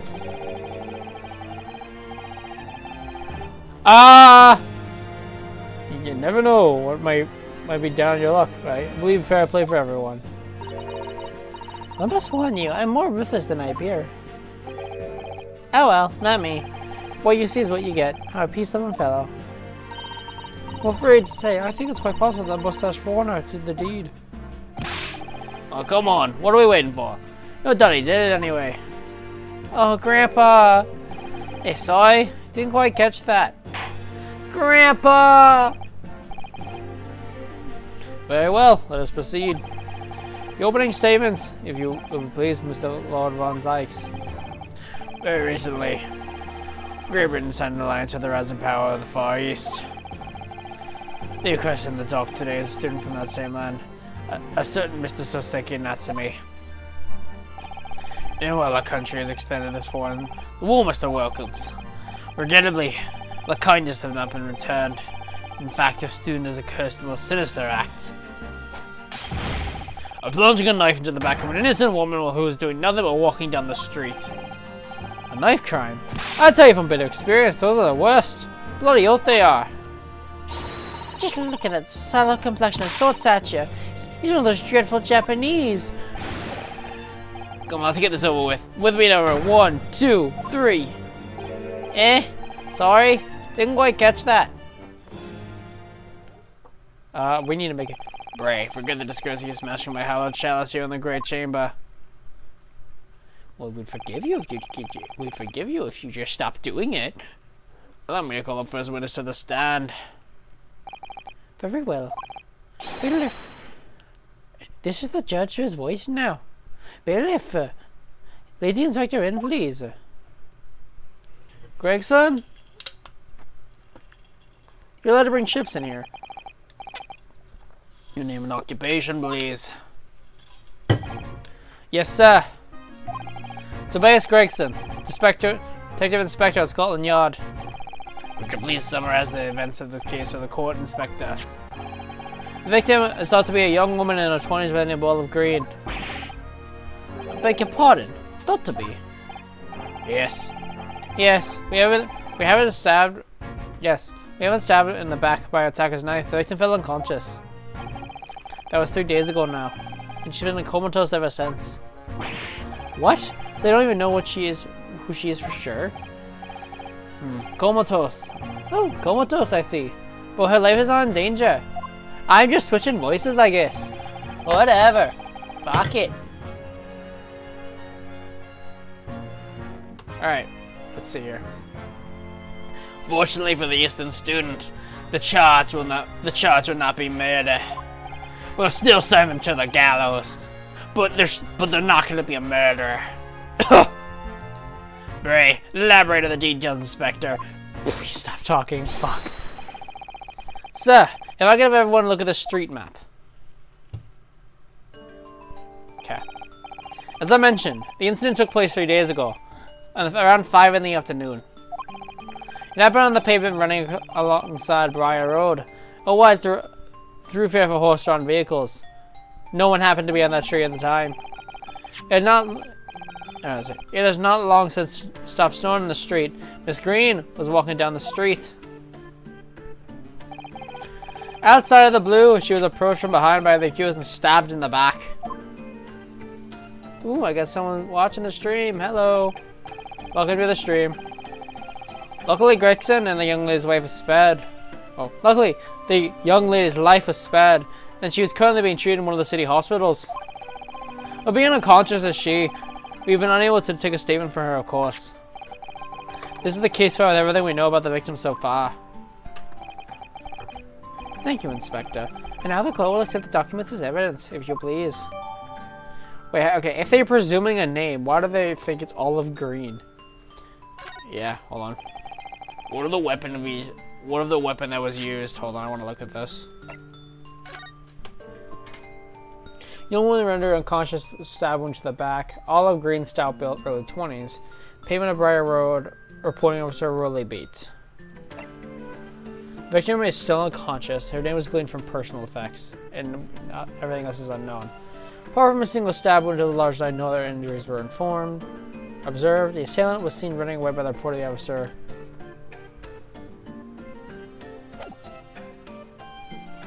So the reporting officer is going to be one of the what is this? Sir, I have that here. It was removed from the victim's back. Ouch. That big thing is starting to make me scared to walk down the street now. With a heavy blade like this, almost anyone could have been able to stab that poor woman. Ugh, my head, sorry. Even that scary looking Sasaki-san, I suppose. That was my voice, whoops. A criminal garden jackknife, I would say. Rather nondescript. Thank you, Inspector. The court accepts this blade as evidence. Alright, let's examine this knife. Now then, what do we know of the motive? Money or valuables, I presume. Alright, we're gonna look at this.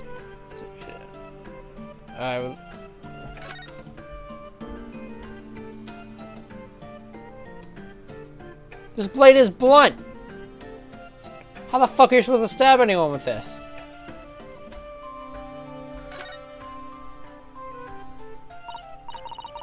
Well, look here, Mr. Naruhodo. Just look at the tip. Small pieces of the blade appear to be missing. That makes a lot more sense than just having a blunt knife. Okay. You're right. Well spotted, Mr. Sato. I wonder what could have happened to it. Yes, you don't think it could still be lodged in the victim, do you? Oh dear. I do hope not. That sounds terribly painful. And it's, for right now, that's the only thing we have. Okay. From what we can tell by looking at the woman's possessions, it seems like she was a poor student herself. I also imagine she would have anything much worth pinching, my lord.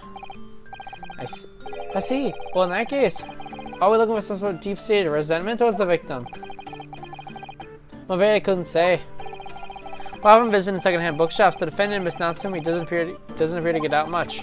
At the moment in time, we haven't been able to establish any sort of connection between him and the victim. Yes! Yes! Hell yeah! If theft and grievance have been ruled out as a motive, what reason could Mr. Natsumi possibly have for stabbing the young woman? You arrested the man in spite of that, in a totally justified, heavy-handed way. Play the race card. Objection! That was a good bottle of wine. Pray forgive the discourtesy of flinging a freshly uncorked bottle of the public gallery. The shots in the wine will... the shots in the wine will surely help the young ones grow into a more mature people. I don't know. Just drink the wine. I have infinite stocks back in my castle. Consider it like a foul ball at a baseball game. But it's you, my little friend, who is being heavy-handed here. What? Skolnior does not arrest you without good cause. That should be beyond question. Inspector Gregson, the prosecutor calls for your formal testimony. Explain to the court precisely why the constabulary came to arrest the Nibidese student. Yes, sir.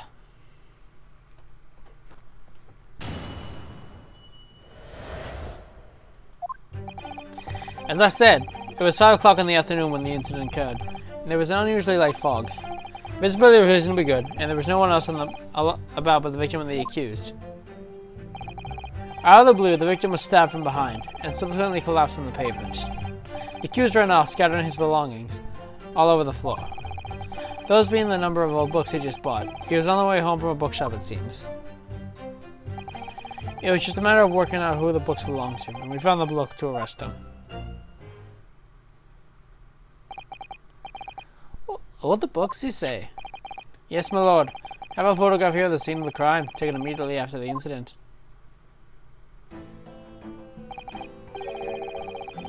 Ah yes, I can see the books that you're referring.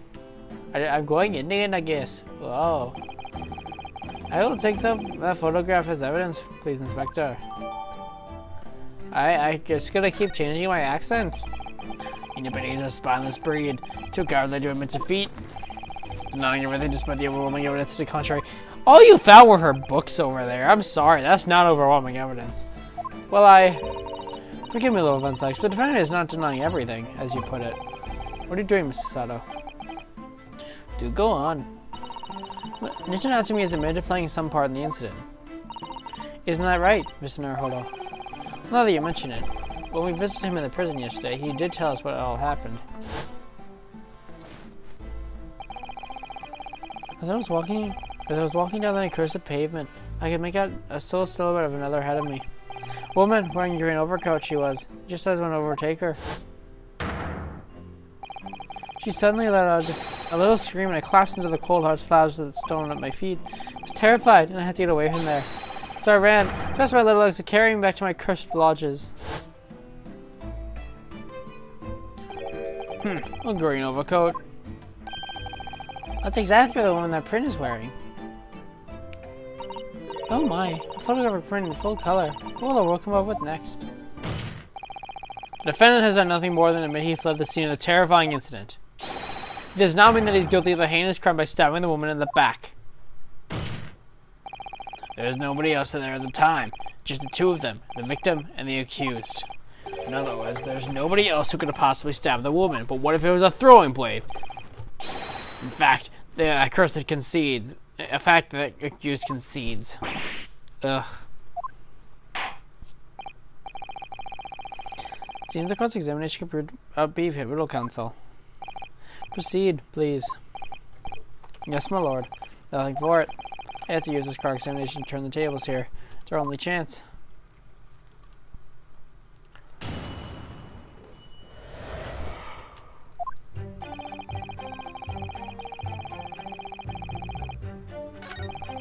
I don't really know anything.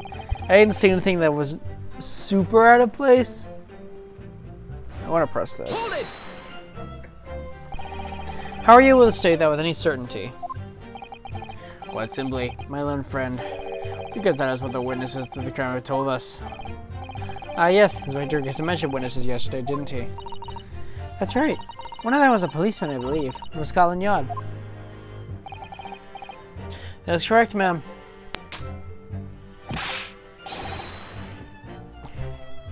We must hear their testimony. Prosecution will of course call them to the stand. Should it be necessary. But, wait a minute. At 5 o'clock in the afternoon, in the middle of the winter, it would have been dark already. No matter how light the fog may have been, no one could have seen. Oh, unaware of the situation on the Thailand in the east. But here in the capital city of Great Britain, all main roads are illuminated at night by gas street lights. Ah! The prosecution believes there are an ample light in which to witness the crime. Quite. Here in London, for the first time in history, mankind has completely conquered the darkness. Which means we really need to hear those witnesses' statements. If I could just get through the fog of this cross-examination, maybe we'll be able to get to. It seems for the council is taking stock. Continue testimony, Inspector. Oh no, my back is aching. This chair is not made for cracking backs. Out of the blue, the victim was stabbed behind and subsequently collapsed on the pavement. I have another problem with this crime. The knife has no blood on it. Nor does the victim have any blood on her. Hold it! But behind, you say? That's right. As you can see from the print. Yes, quite so, Inspector. The handle of the weapon is clearly protruding from the victim's back. And you say his poor woman, Miss Green, remains in a critical condition. Comatose, no less. I'm afraid so, my lord, yes. She's being treated at Bots. I was hopeful that should come around before the trial starts so I could take a statement, but it wasn't to be. Yes, that is indeed a pity. It would have been most illuminating to hear the victim's own account of the events. Luck is on your client's side, it seems. On the contrary, my client has been exceedingly unlucky. Your force of tone is seriously undermined by those disturbingly wide eyes, I'm afraid. Ugh. The accuser are now scattering his belongings all over the floor. Hold it! There's not to be his belongings. I think you'll find it all there in the photographic print of the crime scene. Yes, the 3 books on the floor. That's right. That's right, my lord. Second-hand books they were. Irreparably damaged after falling in the snow, of course. The accused could have easily carried all 3 books in one hand, which means his other hand would have been free to wield a knife, for example. He's very clever, isn't he? What do you mean? He made it extremely hard for you to assert that Mr. Natsumi has hands full with his books. He managed to close the one avenue of escape we might have had before we even knew it was there. You mean to say the defendant was holding his belongings as he thrust the knife into the woman's back? That must be what happened, my lord. Yes. Those being a number of bold books he just bought. He's on the way home from a bookshop, it seems. Hold it!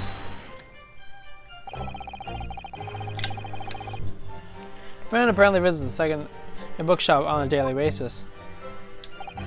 Yes, so I understand. A shop full of old English literature. I commend the accused on the lofty subject matter as scholarly attention. The bloke's room was stacked floor to ceiling with those musty books. Can you tell us more about the bookshop in question, please, Inspector? Well, if I must, I'll have to ask you to look at the street map again, I'm afraid. It's the closest second-hand bookshop to the accused lodgings is this place, Bevan Books. Little place on the corner of Briar Road and Mearsham Street. As it happens, the accused is currently living in the lodgings on the other side of Briar Road at the opposite end. Which means it doesn't take genius to work out the route he would take home. Something like this.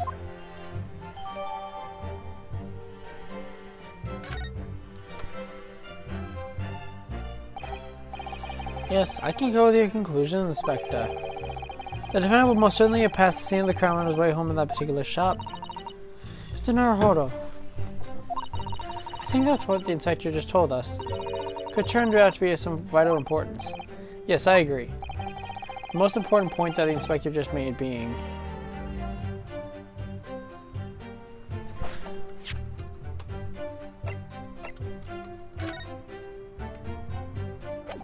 There we go. Inspector Gregson, may I ask you a favor? What? Would you kindly add the name of the bookshop to your formal testimony, please? I believe it may be of vital importance. Maybe. Oh well, you know. I mean, yes, it could be a very important clue. Very well. Not that I can see it being of any great significance. Please revise your testimony accordingly, Inspector. Yes, sir, my lord. Whatever you say. Could I be any more sardonic? Ah, excuse me.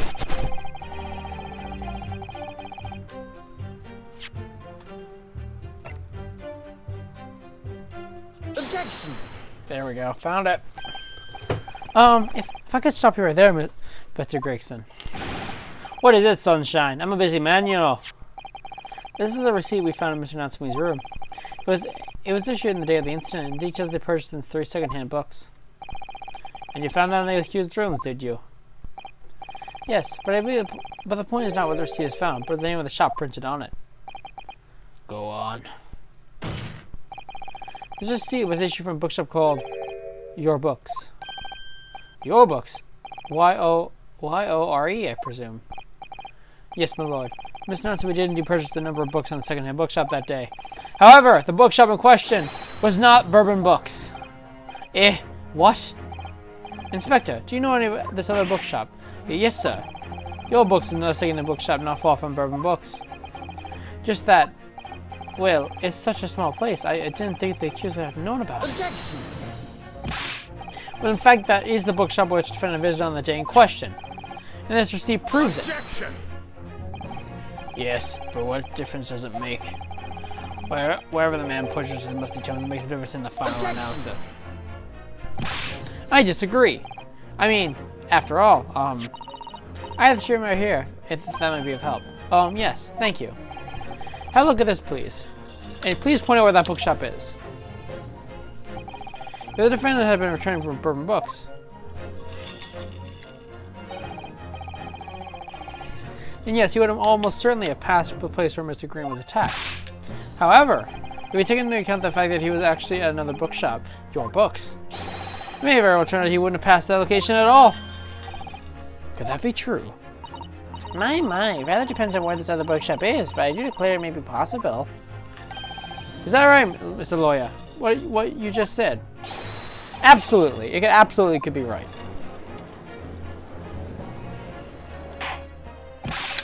Inspector Gregson, where is this Your Books establishment? Well, obviously we looked into that. Turns out that Your Books is here on the corner at Mersham going east.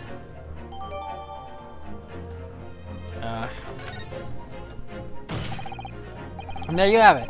So you can clearly see now. Oh.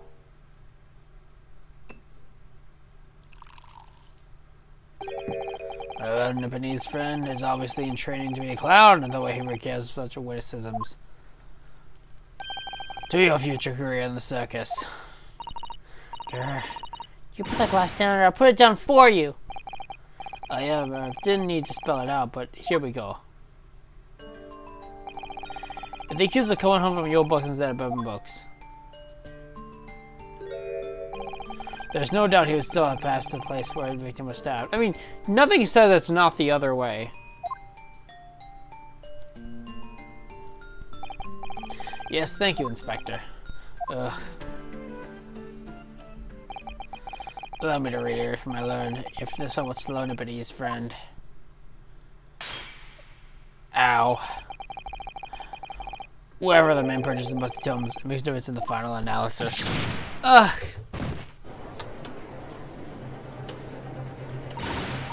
As I suspected, you can't fool me, and I don't suggest you try. What'd you say? I've had enough of this now. Beg your pardon. Terribly sorry, but you mind repeating that? Mr. Naruhodo, he doesn't give up. What? What do you mean? The prosecution's assertion is correct. Members of the jury will very well decide that Mr. Natsumi is guilty. Ah, absolutely right. We must consider the assertion just put forward by the prosecution very, very carefully. The claim Ms. Saizo must have passed the location of the incident on his way home from your books, but... well, I had no choice.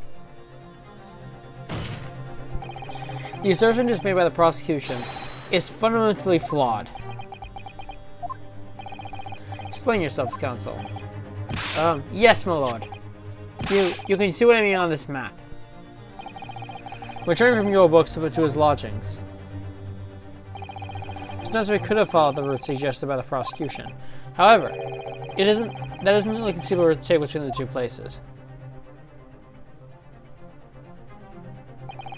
The defendant used these streets. Look what happens. He arrives back at his lodgings without passing the location where the victim was attacked.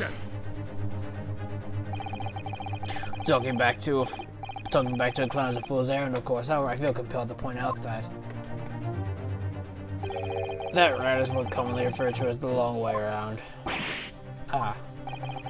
On a cold winter's night, why would anyone man choose to take the longer route home? Well, the answer is extremely simple. He wouldn't. In other words, the accused turned the opposite. Fuck, Vince, like, you ruined my throat. The accused took the obvious route back to his lodgings, the obvious perpetrator of this crime. Ah, yes, I've got it. Obviously, we must ask the man himself. Ask Mr. Natsumi which route he took home. I have already informed the court of the accused's response to that questioning. He claims that he has no recollection. Ah.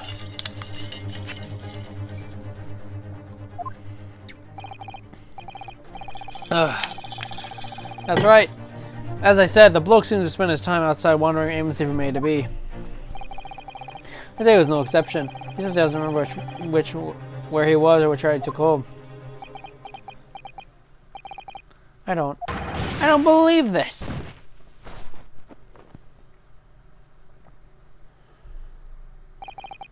I thank you, my learned friend. It's just been no waste any more time with the court's time. Waste any more of the court's time by aimlessly around the subject. Bray, what say you, insightful jurors?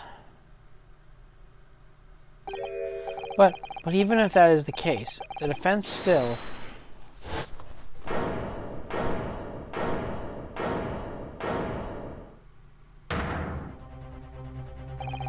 I agree with Lord von Zykes.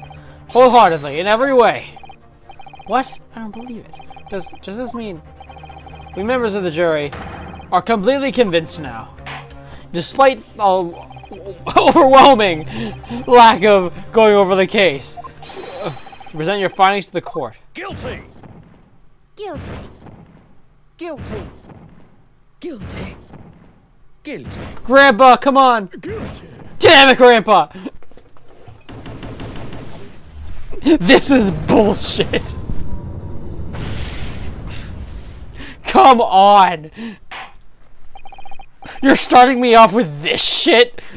Fine. It would appear the jury's leaning is unanimous. What the fuck is this shit? I can't believe this. We haven't got to the fine details of the case. We just said, oh yeah, he must take one of these ways home. Well, yeah, no, he must pass by the scene of the crime. Yeah. The insightful members of the jury, I applaud your brave resolve. You served the Queen and country admirably. Mr. Naruhodo, I'm gonna use my right of the jury. No, not yet. This isn't over yet. I still have one last chance to sway the opinion of the jury. I have to flip the balance of the scales the other way. I have to turn this around. Somehow. Those eyes of the court, not yet willing to give up and die. It's never assuming you intend to wield your rights again in this trial. Rights of the defense written in the antiquated British law that should have been buried long ago. Call it antiquated if you will, but it's the defense's prerogative to carry out the summonation examination if it so chooses. Very well, counsel. And in accordance with the letter of the law, we shall proceed with the summonation examination. Are you members of the jury ready, Mr. Foreman? Of course we're ready. I'm also familiar with Antipodes whippersnapper's on-kiss refusal to throw in this alley. Very well then. Ladies and gentlemen of the jury, you will explain what grounds you determine the defendant to be guilty. Alright, let's see this.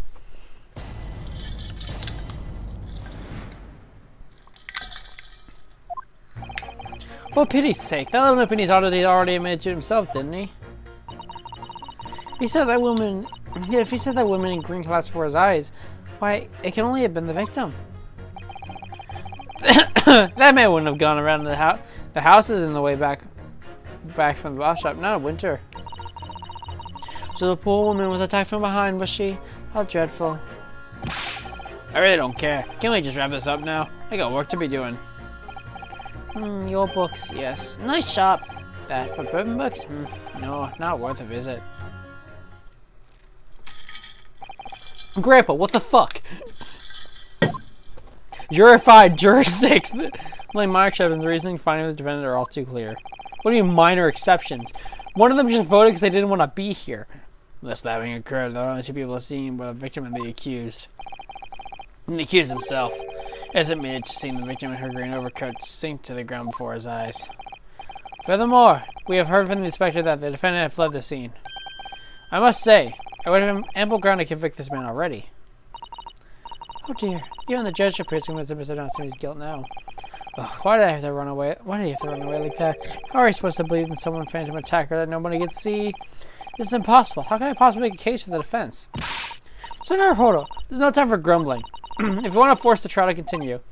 Yes, I know, I have to turn the tide. Must make the jurors change their minds. Ugh. Well, 4 of them at least. Exactly. You had no choice but to forge forward. You have the floor, counsel. Begin your summonation examination. Yes, my lord. You need to keep this trial going somehow. Whatever it takes. Let's do this.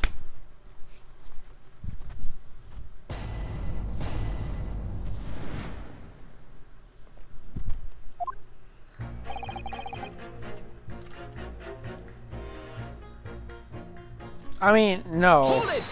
No, he didn't. Excuse me, but aren't you... Yes, that's right. I was in the witness stand myself just 2 days ago. Yes, I had a feeling I knew your face. Or the side of it, anyways. If I remember correctly, you're a banker, aren't you? That's right. After the gold rush down under, I came back to London to work. It was all going swimmingly until you started forsaking around. Bruce Fairplay was a man of repute. Sorry? Don't think I've forgotten how you treated me the other day.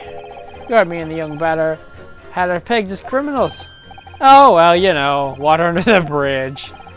Yeah, there's all sorts of rumors buzzing around. The police have been badgering me non-stop. If I could turn back the clock. Well, anyway, I don't know about the Hatter, but at least I'm in the clear now. And free to make up my own mind about who's guilty and who isn't. Ah, thank goodness. Alright. Maybe my struggle to change this man's mind during our awkward. Oh dear. I wonder what's become of Mr. First now.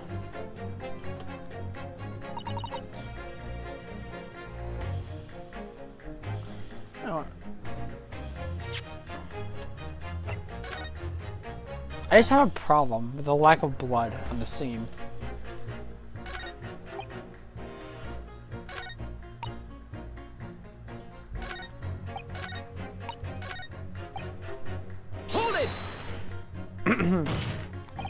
A man's life is on the line here, sir.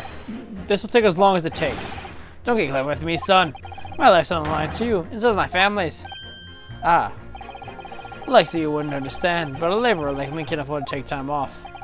If I don't work, I don't eat, and neither do my wife and kids. Oh, I see. That must be very hard. I go to the union every morning to find out what I needs doing. If you're late, the work's taken. It's tough. This time of year, and there's water and gas pipes bursting left and right and center. They're after cheap labor to get the roads dug up faster, and it's hard to slog them down to dust it is. So, you were digging up the roads in the day of the incident as well, were you? That's right. Back, if I remember rightly, It was just around the corner from where it all happened. By the little bookshop it was. What? What a coincidence.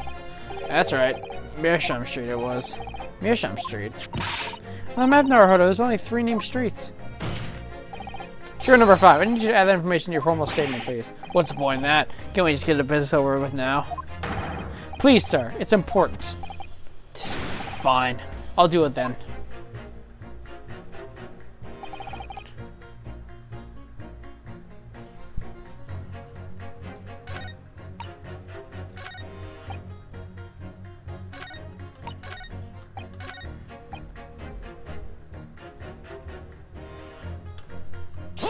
Grandpa, we need you. Come on. Huh? Sorry. Fold it, you say? Fold what? No. What I said was hold it. What I wanted to ask was, do you visit your books often? I like old books. When they have there, yes. I enjoy reading them over a nice cup of old tea. That's my daily routine, you see. Same thing every day, including the day we were all talking about. Now, what time did you visit your books on the day in question? Well, I was picking out books there after all afternoon. It would be just before 5 that I left. That's my daily routine, you see. Same thing every day, including the day you're all talking about. Just before 5, you say? Exactly when the victim was attacked. Are you sure about the time? Oh yes, no mistake there. Remember very well. I'm not about to forget that day in a hurry. Not after the dreadful time I had. What do you mean? Well, I was walking down Calabash Road when I slipped on ice and bumped my head. It's always worth after slow stuff falling. That's why it's most slippery. Knocked myself clean out, I did. I really thought my number was up. Wait a minute. Let me get this straight.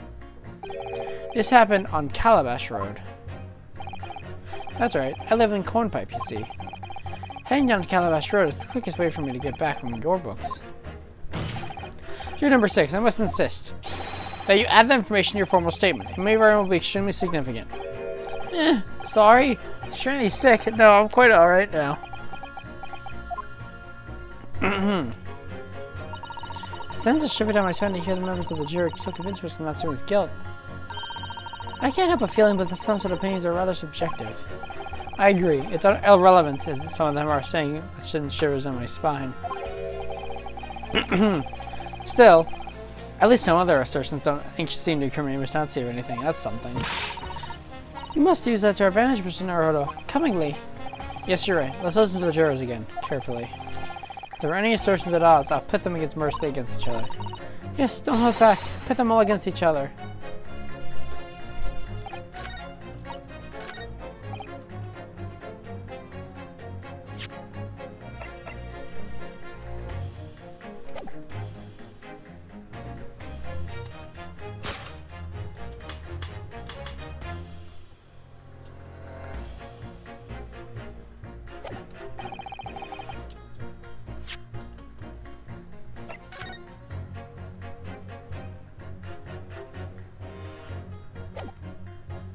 So I think... No. You against you. Objection! Fuck. Those statements are clearly contradict each other. No. I'm sorry, but as foreman of the jury, I had to object. That's complete nonsense. What? Megan, don't forget, I'm an educated man. There's no contradiction as far as I can see.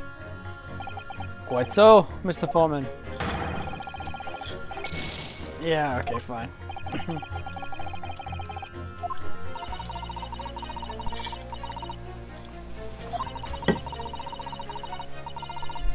Okay. Yeah, I'm gonna press him. Hold it! You can't deny there are other routes from which something could have taken back from your books. Oh yes, like you drew on the map you mean. What was it? Calabash Road or something? Precisely. But it seems to me that what counts is whether a little Japanese fellow actually went that way or not. Well yes, that's true. At the moment, there's no proof that shows he did, is there? Well yes, that's true as well. As I understand it, the accused himself doesn't remember which way he actually went, does he? Well yes, that's annoyingly true. Winter nights are dark and cold, so the way I see it, you'd want to get home as quickly as possible. Oh yes, why is all this true? So really, the only thing that makes sense to me is when he went home along Briar Road. I'm supposed to be convincing you here. I get a lot of thought, you know. I didn't just make up my mind on the whim like he did. I mean, if there was some logical reason why he might have gone the Calabash Road way, he'd be different. I'd be happy to reconsider my position in that case. I'll be honest, wait. He was working pipes. It's a good reason. I don't imagine you'd be willing to sway this woman's opinion that one.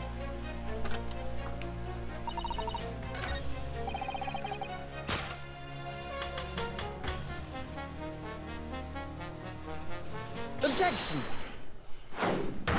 Those two statements contradict each other. At odds, counsel. Explain yourself. Please don't point. It wasn't me, I swear. Eh? What? I just want to get done and dusted. Well, juror number 3. Oh, me, sir? What do you mean?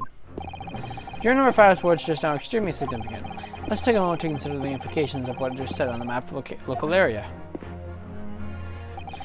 On the day in question, Mr. Nutsman visited the bookshop to purchase a number of second-hand books. On the same day, we now know that there were works to be carried out on Mersham Street, making it impassable, which means the defendant Brown's home could not have taken it along Mersham Street as down Briar Road. Oh, yes, of course! Wait, what do you think, sir? Well, yes, you can't argue with that, really, can you? You must have a good 2 yards or more. Good 2 yards or more of the pavement up. Every gentleman and gentlewoman that came along had to turn back and go the other way. So the only conclusion is this. The defendant must have taken the longer route back to his lodgings. Yes, I suppose he must have. I suppose he must be right, eh? Juror number 3, you said the following. The man wouldn't have gone around the houses on his way home from the bookshop, but we see now that he had no choice. Yes! My lord, Mr. Judge, sir, if I may. Yes? I don't think in all good conscience that I can say the man's guilty now. Yes, I'd like to see the trial continue so we can get to the bottom of what really happened.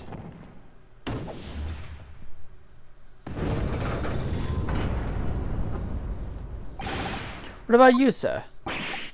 Who, me? Well, alright then. There's a hole in the prosecution's argument. It should be filled, that's what I say.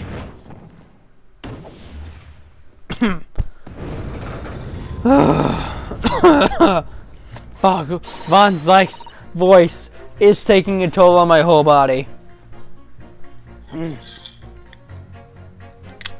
I also need to go to the bathroom, so I will be back.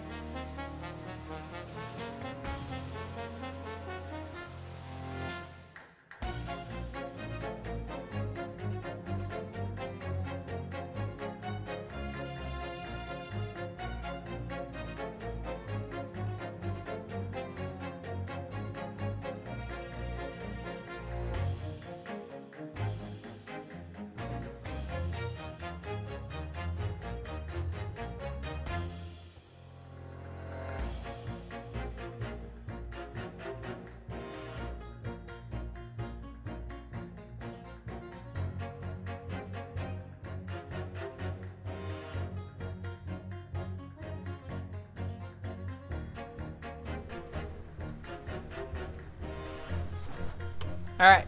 Oh, well done, Mr. Naruhodo. That was wonderful. Well, we managed to change a couple minds at least. Let's strengthen our position somewhat. Ah! Uh-huh. They'll be asking to themselves that the current leanings are really right. I should have my one word discrepancy that would make them stop telling Mr. Natsumi. Might be able to shift the balance completely. Yes, exactly what we've got to do. And as I was looking to bring the trial to an early conclusion. That's what we have to prevent. By whatever means they have at their disposal. Blackmail included. Thank you, Counsel. Well, on with the summation examination, please. Yes, my lord. I yet to touch the girls yet, so...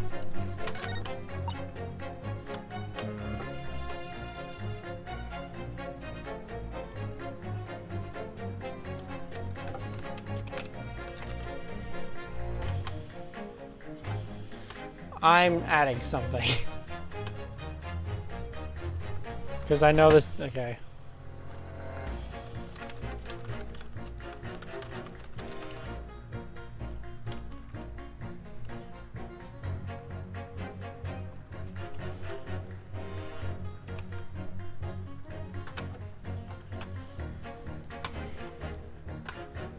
Okay, and... You said the woman coming club. I need more information. Hold it! You're right, that's the time of the incident. But I must have seen someone wearing a green overcoat walking ahead of them. Well, quite, that's precisely my point. Clearly, that someone wearing the green was the victim. Including that funny little Nipponese man with the disturbing mustache as the culprit. But it's not as friggin' madam. The defendant vehemently denies attacking the woman. Why, of course he does. If he missed styling her, his life was over. The man is obviously a liver-faced coward. Honestly, claiming the woman simply collapsed before his eyes. But if that's a lie you're suggesting, do you not think he would have concocted something more credible? Oh, really, I couldn't say. After all, you are foreign. Say what goes through your funny little minds. I could tell you what's going through my funny little mind right now, but you wouldn't like it. Oh yeah, fuck this lady. I do declare the man has already made the admission. He himself stated there is nobody else around. Surely the conclusion is obvious. No one else could have possibly committed this awful crime. Ugh. No one else around who could have done it. The accused must be the man. Really, it couldn't be more simple. The argument is compelling in its simplicity, I must admit. Oh my, you're too kind, my lord. That went well for her. Alright, so there's no convincing her. Which means... Hold it! Whatever is the matter, young man? You're the wife of Mr. Garadev, aren't you? The landlord who rents Mr. Nelson's his room? Pause! We admitted not to say that. The master's wife? Where do you get your ideas, sir? I'm the maid. The maid, you understand. You and that sharp charade? This is going to be awkward. Why didn't you mention this yesterday? That you'd be selected for the jury in this trial, I mean. Well, I was told not to mention it to anyone until the day of the trial, you see. It was in a letter I received. The instructions were very clear, so I'm afraid I had no choice. I see. Anyway, Mr. Natsumi, the defendant, takes the lodgings in your master's house, does he? Yes, that's right, although he's only been a little over a week now. And in that time, surely you must have taken stock of his character. Does Mr. Natsumi look like the kind of man who would commit such crimes such as this? Oh my goodness me, yes. He's just the sort. What? Spending all his time in that dark, dingy room, sporting that unscrupulous mustache. Man never speaks, and don't get me started on those shifty eyes while the neighbors are talking about him. I never heard them, you know. People must think he's building a bomb in there or something. Oh dear. Poor Mr. Natsumi. How can people say such things about him? He's just a harmless bookworm, nothing more. Well, you just call them a worm, so... Anyway, I better be careful about inviting this maid to speak. She's had enough damning things already. Well, fuck!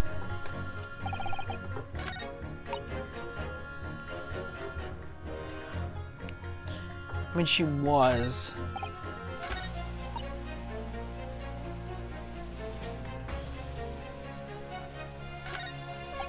Nothing has changed.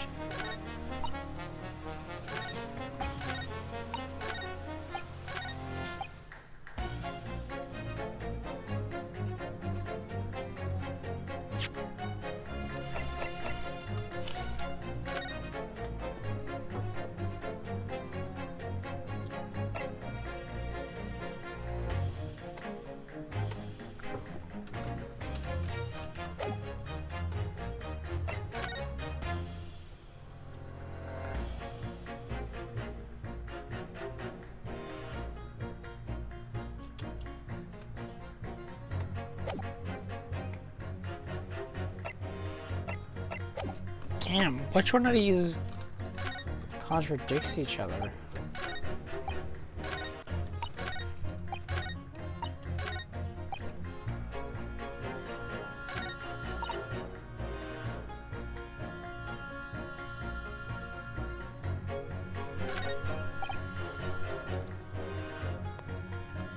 Although Nipponese already admitted himself, didn't he?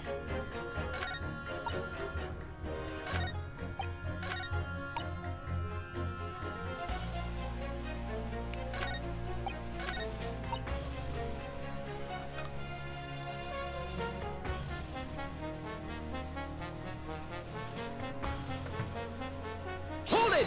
No, fuck.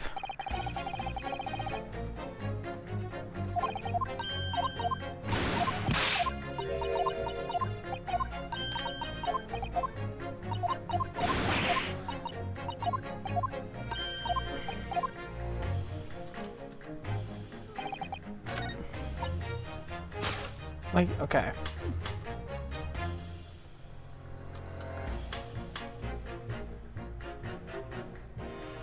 But my only question is, why the fuck would they have me go further with his?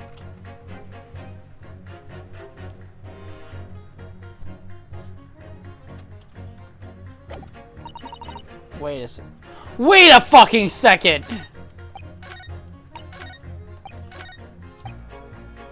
Wait a goddamn second! Oh, Grandpa! God damn it, Grandpa! Objection! God damn it, Grandpa! Why you gotta be fucking up my trial?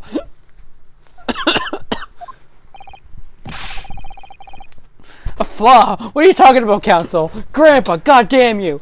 Ugh! Well, juror number 2, juror number 6. Wait, whatever do you mean, sir? He's just here, man. I think perhaps the old man didn't hear you. Unbelievable. It's not like I was loud or anything. There's at least one fact of which we can be sure here. The bookshop receipt found in the defense room which clearly indicates on the day of the attack, he has been to your books purchased a number of second-hand titles, then returned to her on foot. The man says he has no recollection of a return journey. That's correct. What he does remember is seeing someone appear in front of him on the way. Ugh. Someone in a green overcoat who collapsed on a pavement before his eyes. Yeah. Yes, we are well there. The poor young woman was stabbed, obviously. Can we really be sure of that, madame? Why? Whatever do you mean? I'm sure you heard the juror number 6 account of what happened to him that day. That same afternoon, there was somebody else apart from the victim who was wearing a green overcoat and fell over on the ice straight to the neighborhood.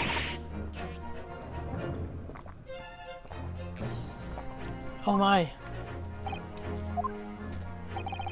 My goodness, you mean... That's right. I'm referring to, of course, to the hard of hearing juror number 6.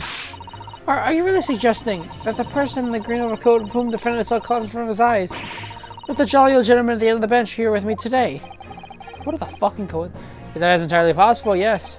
After all, the old man had somewhat similar build to the victim. Well, look at that. My goodness me. Huh? Sorry? You need a pee? And crucially, I need a pee crucially. We know precisely where the old man in the green overcoat fell. On Calabash Road.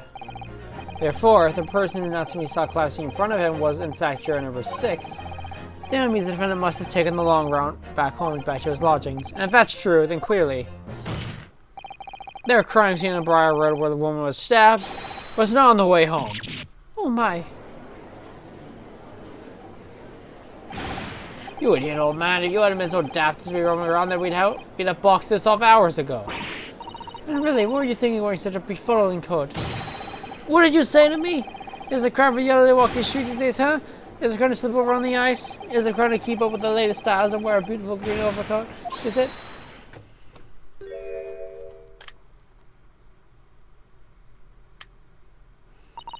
My lord, I do hope I won't cause any inconvenience, but... You'd like to change your leaning, I presume? I do declare that I would. I should like to call for a verdict of not guilty. Thank you. I would too. What? Is it a crime to change your mind? Is it? Well, Thank you, Grandpa!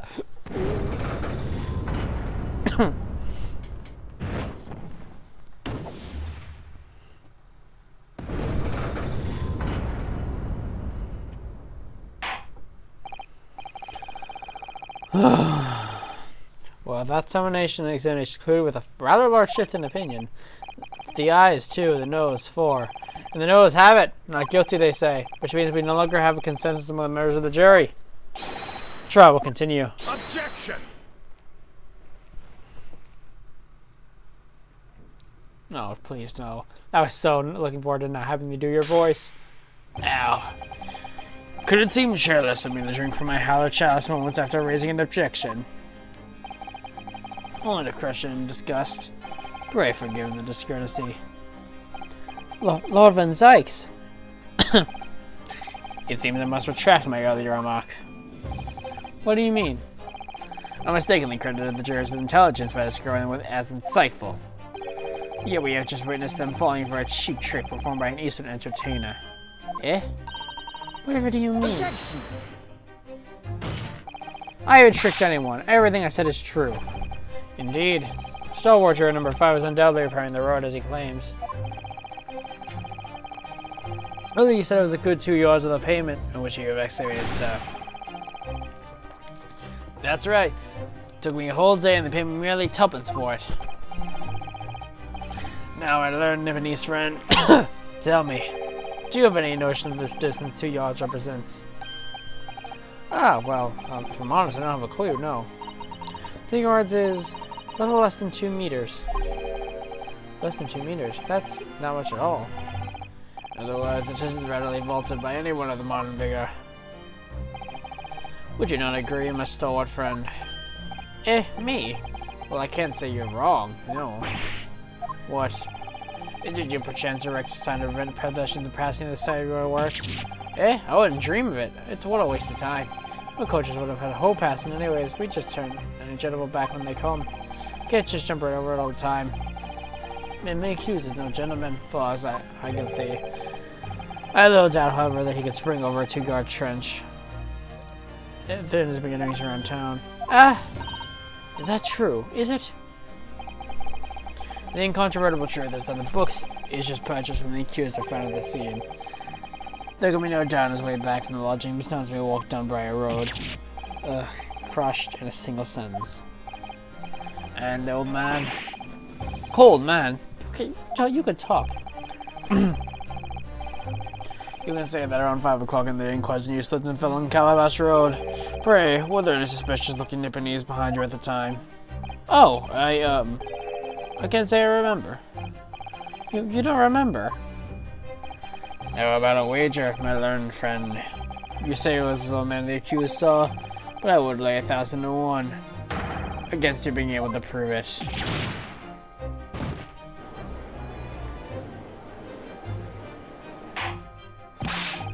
Order! Lord Van Zijk, explain yourself. My lord? You want such treacherous argument up your sleeve. Why in the world did you get proffered during the examination? I want to give this young foreign student the sightseeing experience he no doubt came for. I want him to see for himself how the opinion of the jury is so readily swayed. Ugh. My hospitality has limits, and they have been reached, I feel.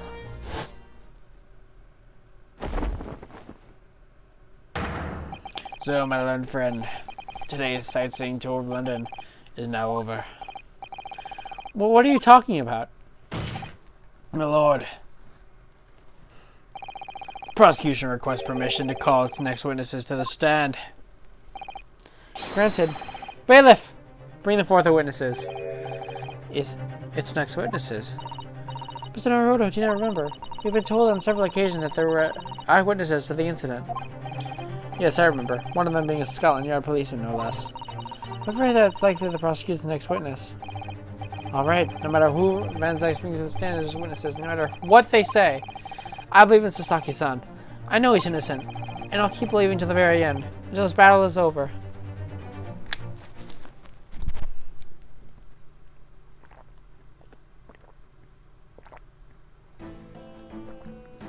Well, this is Okay. Witnesses, please state your names and occupations for the court.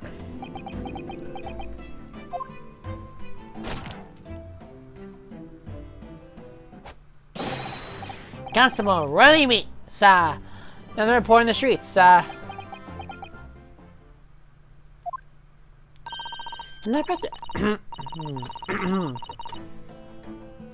And I'm Miss Speed. Patricia's my name, and I'm proud to say I'm this young town's hero's wife. What's the story here? Well, in truth, we've not been married long. In fact, we celebrated our first anniversary only the other day. No, it was your husband. It was your husband I was asking about. He seems tired. Always surprising. Whilst being an honorable occupation, patrolling the beat is the most demanding work in the world. Oh, really? I'm sure I've heard that before, actually. Indeed, apart from rare days off, our gallant officers trudge some 20 miles a day, you know. They patrol boarding and houses, pubs, collect taxes, survey the streets, check the meters are reading true. They're responsible for keeping the streets clean and light and extinguishing our street lights. There are a number of items in that list that don't sound much like policing duties at all. I wouldn't be falling asleep in my feet. I collapsed a long time ago. But it goes without saying that policeman's primary duty is the apprehension of criminals. Even when he's off duty, the constable is expected to investigate and resolve any crimes found on his beat. But Lieutenant Bobby is a man of honor. And a man of slumber. On the day in question, this man and his wife were walking down Briar Road in the opposite direction, and they witnessed an incident as it occurred. Is that not correct, Mr. and Mrs. Beat? That's right, sir. Isn't it, Royley? Constable, Royley Beat, sir. Nothing report on the streets, sir. What a great witness he's going to be. Very good. I'd like to hear your formal testimonies now, please. You will tell the court exactly what you saw on the afternoon of the incident. Yes, sir.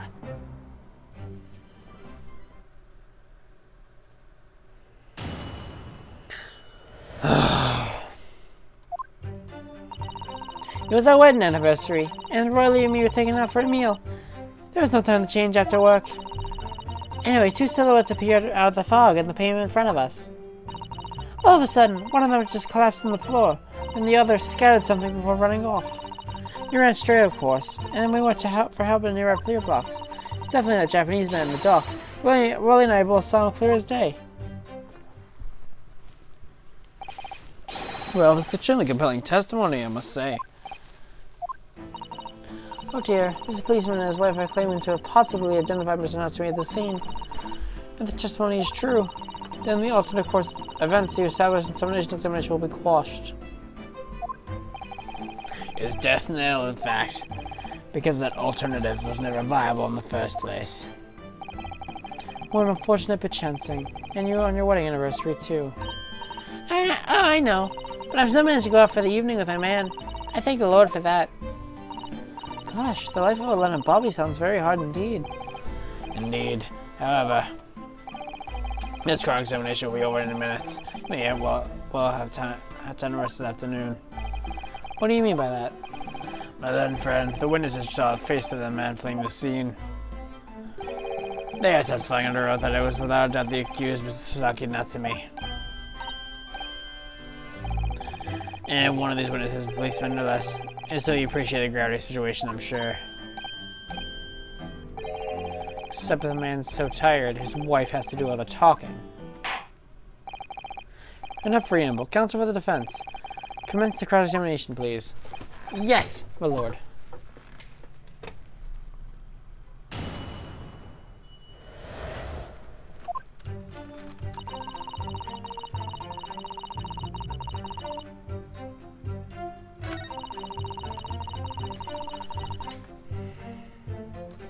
Hold it! Two silhouettes. That's right. They're coming toward us, walking up the Briar Road in the opposite direction. A rather plump figure, followed by a scrawny, thin-looking man. That does sound exactly like the victim pictured in the print, like and like Mr. Natsumi. Yes, unfortunately, it does. And it's certain that this time there's nobody else nearby. Oh, yes, quite certain. It was dark, but there were streetlights on Briar Road, you see. And there was nobody else around at all. Isn't that right, my darling?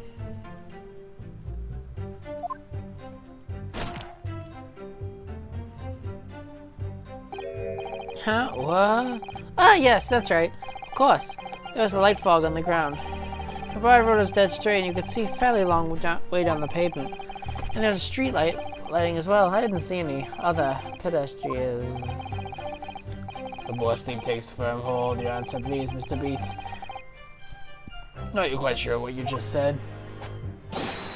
Yes, sir. As a couple who spends all day, every day, keeping a watch on the streets, I do swear to it, sir. I'm as sure as my love for Patricia is true. Oh, Pat. Oh, Rolly. They're still maintaining there's no one else other than the victim and the attacker. It's starting to seem like they must.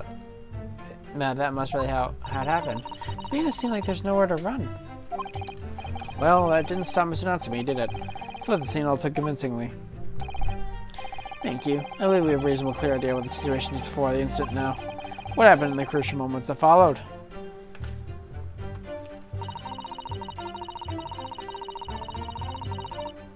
Hold it! Scattered something. What do you mean by that? Oh, well, I couldn't make out what it was at the time. But then when I got closer, we realized what it was. Didn't we, darling?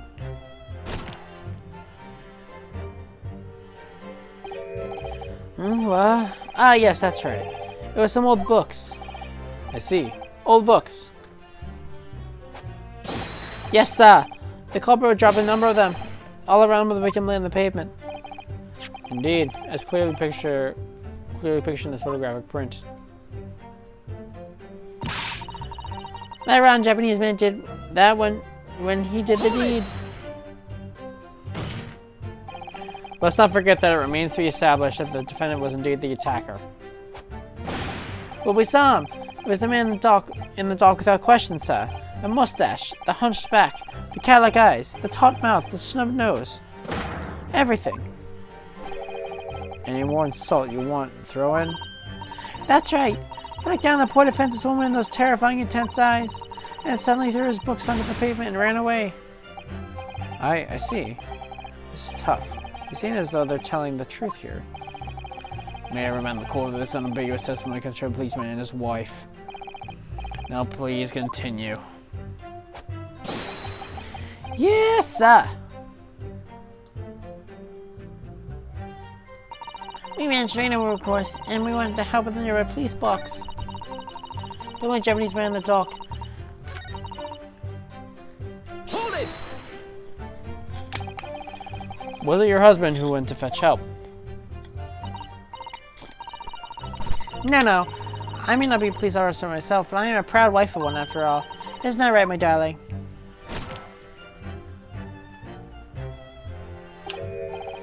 What? Ah, yes, that's right.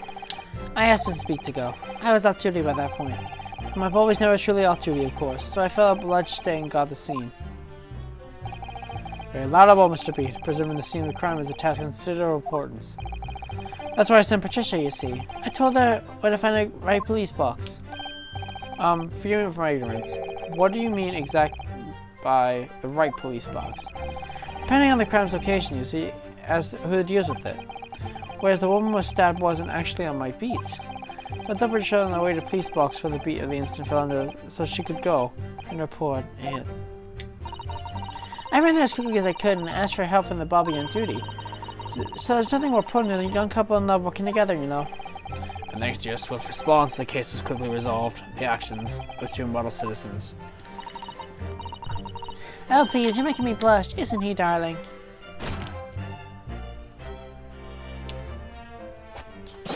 Yes, sir. What Patricia said, sir. Let's move on, shall we? This is the one I have a problem with.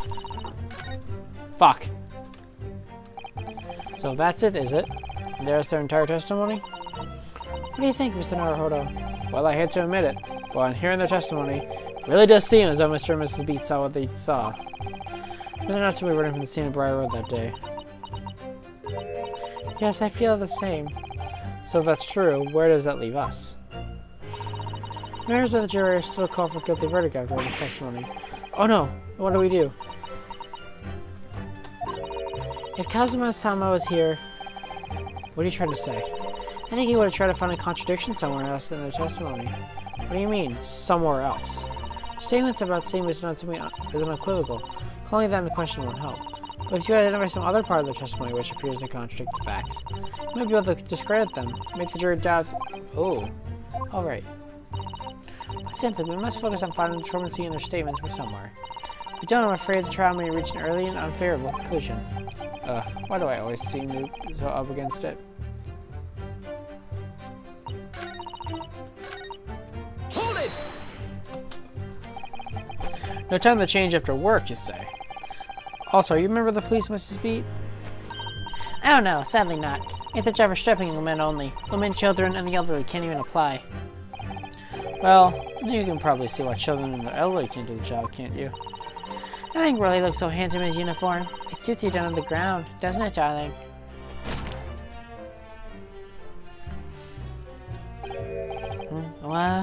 I just finished my beat. Pat and I were heading back to the station. I was actually planning to get it changed there. Is he talking in his sleep? This is creepy. Oh no, Rolly, I much prefer you in uniform. Sometimes I don't recognize you when I see you in plain clothes. Oh dear, that doesn't seem healthy. Kindly adhere to the point.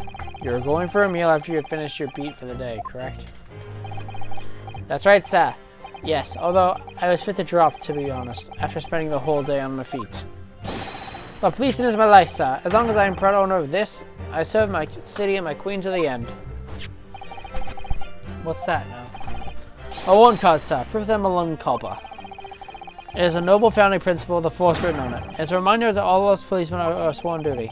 Patrol the streets of London town and uphold the peace of the common man. Sir, and for such a noble cause, I cover 20 miles every day without failing to grumble. Because I know the plattering of my boots is all Londoners need to hear to feel safe and secure. So, fighting crime doesn't appear to come into it then. But sir, just on that one particular day, I was looking forward to celebrating my wedding anniversary. Mrs. B puts up with a lot being married to a Bobby like me. I wanted to show my dear wife how much I cared. Oh, Pat. Oh, Rolly.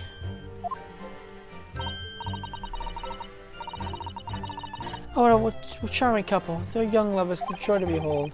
A little over the top, perhaps. And then, I'm not sure what happened next.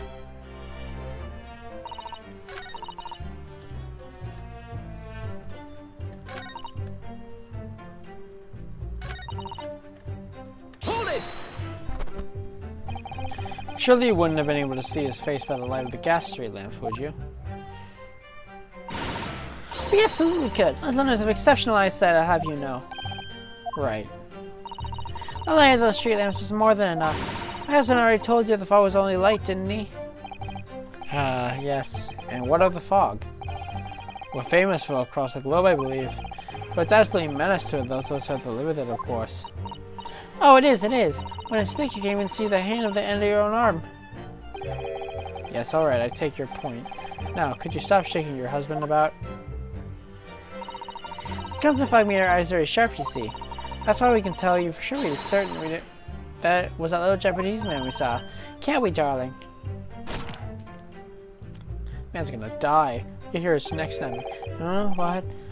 Yes. It was the accused and no mistake.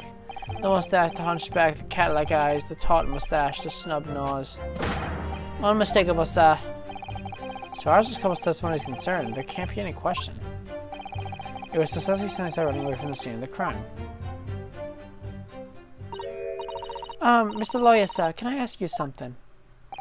Oh, yes, of course. What is it? Well, you keep asking us all these questions about everything we've told you, so... It seems like you don't believe our testimony. Is that right? Well, out with it. What? No, no, no. Oh, no. It's really not that at all. As was a policeman, remember? I know what I saw. I remember every last detail. Everything. Like... Oh, I know. What about the books that old man dropped? I should have knew every single one I could. Every single one. And you could dare to question how reliable my testimony is? That will do, Miss Beat. No, I won't do it all. That Japanese lawyer has no idea what I'm capable of.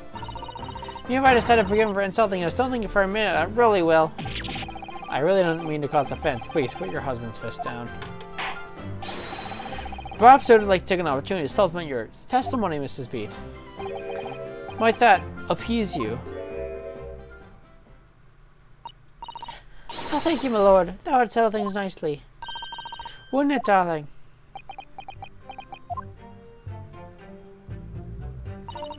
I'm going to tell you the name of the four... There it is. I give no shits about your 4 books. So you're saying that there were 4 books? This is such a minute detail. And to be honest, it could just be out of frame. That's right, I remember all of them. The picture of a monster somebody, what's it yearnings, a meal for someone, and the thingamagami is something. I'm sorry, Mrs. Beat.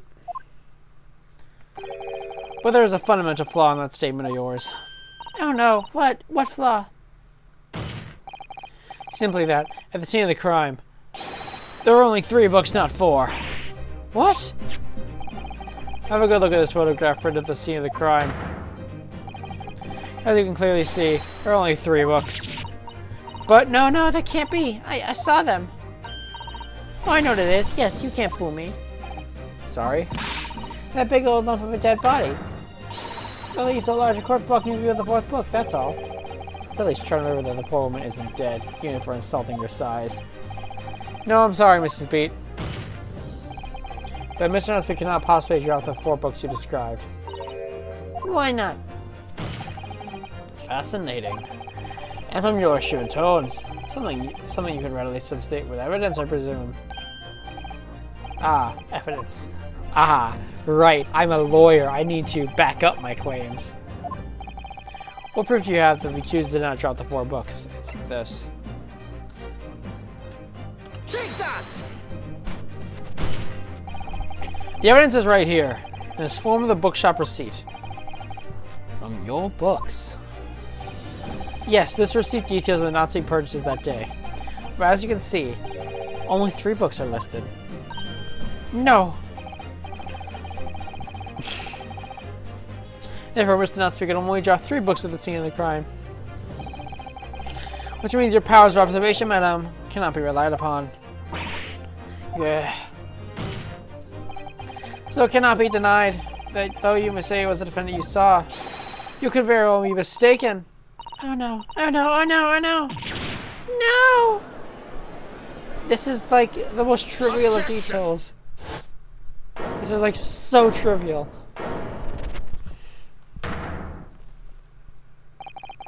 It's plainly evident that it is your powers of deduction that cannot be relied upon, my learned Nipponese friend. I have to go to the bathroom again. I will be back.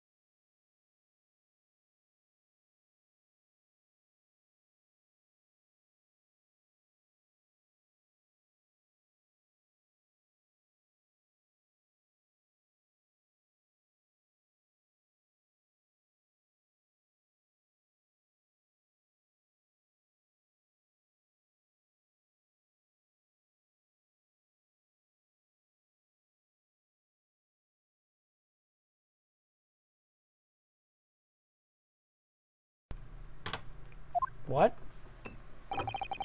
What cannot be denied is that the two witnesses of the accused joined during the scene. The fact that you know very well that you have no hope of disproving. So you're starting to avert attention from that by dint of inconsequential discrepancies. Would that be fair? Look, just because you're right doesn't mean I have to agree with you. Hey. When do you have to do your call? 6:30. Okay. He sees right through me. Just give me like a thumbs up or something. Yeah, you'll start talking. Okay. Would your plan has somewhat recoil against you? What are you talking about? It's quite simple. Let me explain with a toast. To the policeman's wife, an entirely accurate testimony in every respect. Oh! You see, the matter is not up for debate. At the scene of the Briar Road, total of 4 books were most definitely found. Objection!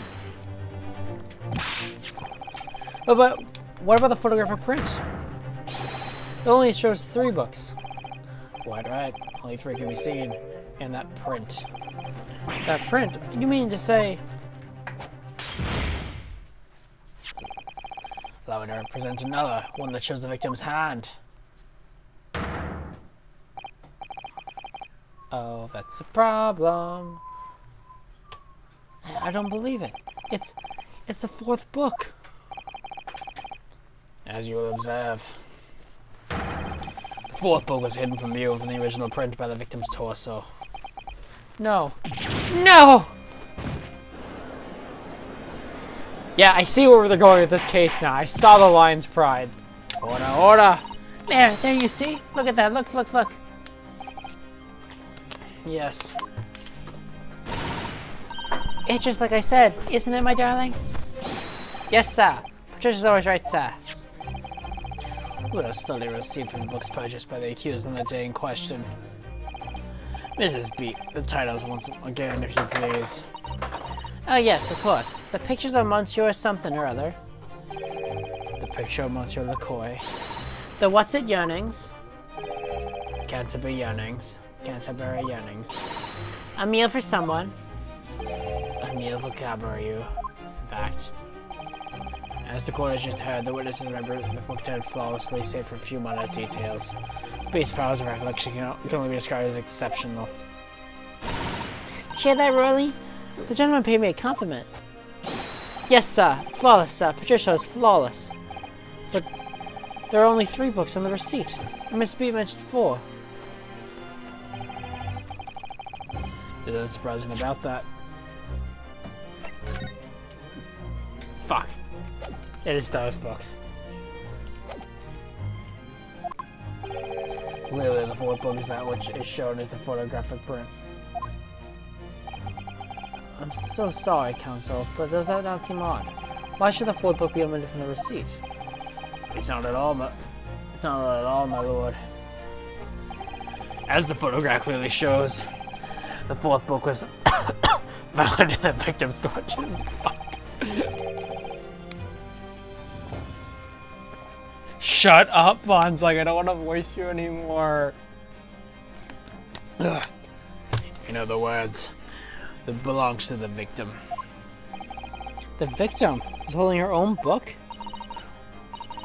I wonder what became of that 4th book. Obviously, it wasn't overlooked by investigating officers at Scotland Yard. I have it here as evidence. You will submit that and the aforementioned photographic print to the court, please, Counsel. My pleasure, my lord. Like, I'm not going to ignore the fact that Lion's Pride is exactly what the... right.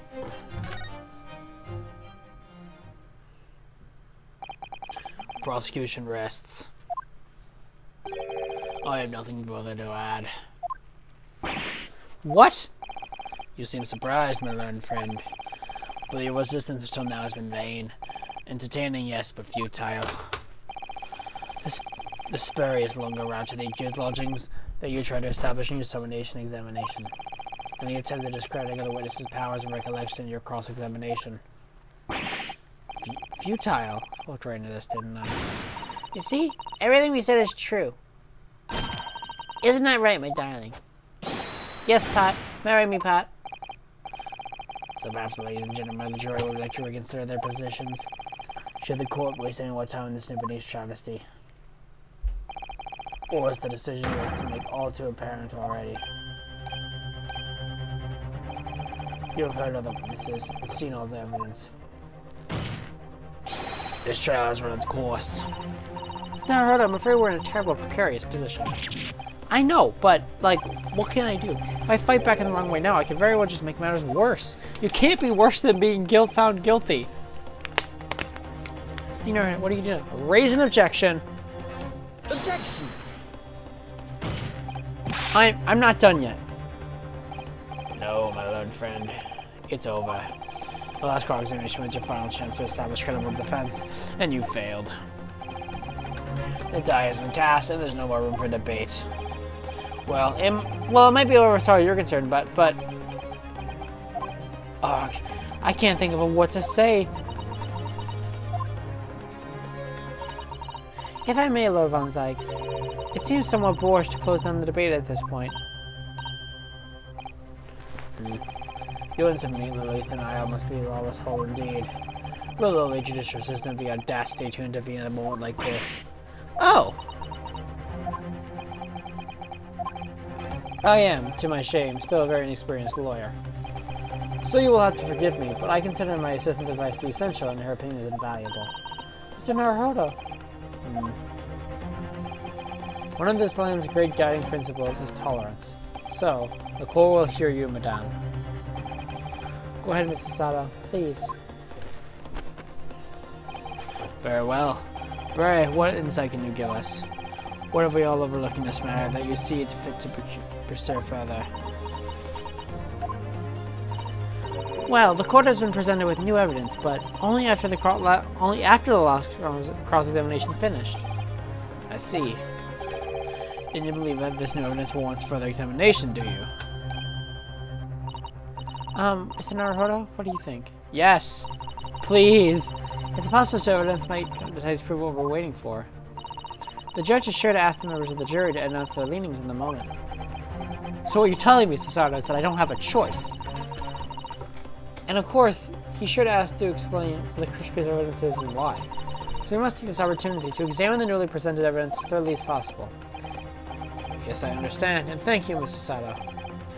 This is it, Susato. Sana may have managed to win us one last chance here. Can't let it go to waste. The defense wishes to present evidence, my lord. Very well. The defense may present one further piece of evidence. Evidence that apparently offers a profound insight of the case and the hereto has been overlooked.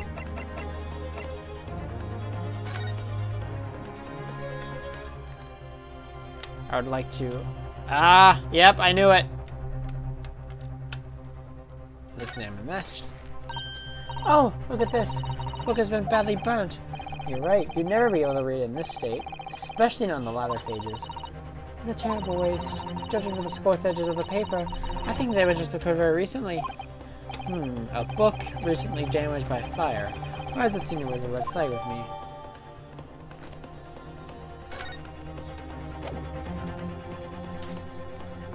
Take that! The evidence in question is what we can see from the newly presented photographic print of the crime scene. The fourth book, found in the victim's hand. Objection! We have already discussed the fourth book at length. And other than being the victim's grasp at the time of the incident, no significance has been attached to it.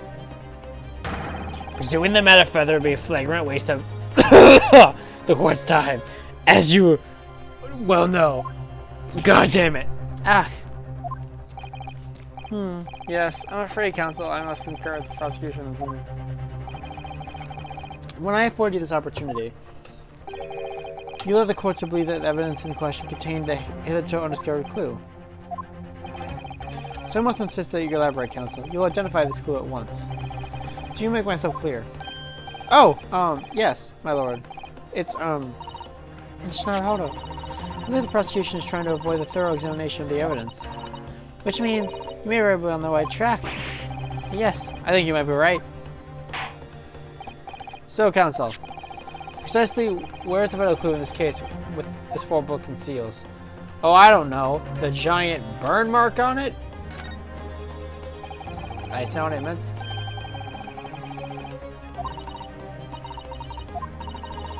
Fuck. Crazy. I think it's... Yeah, I know.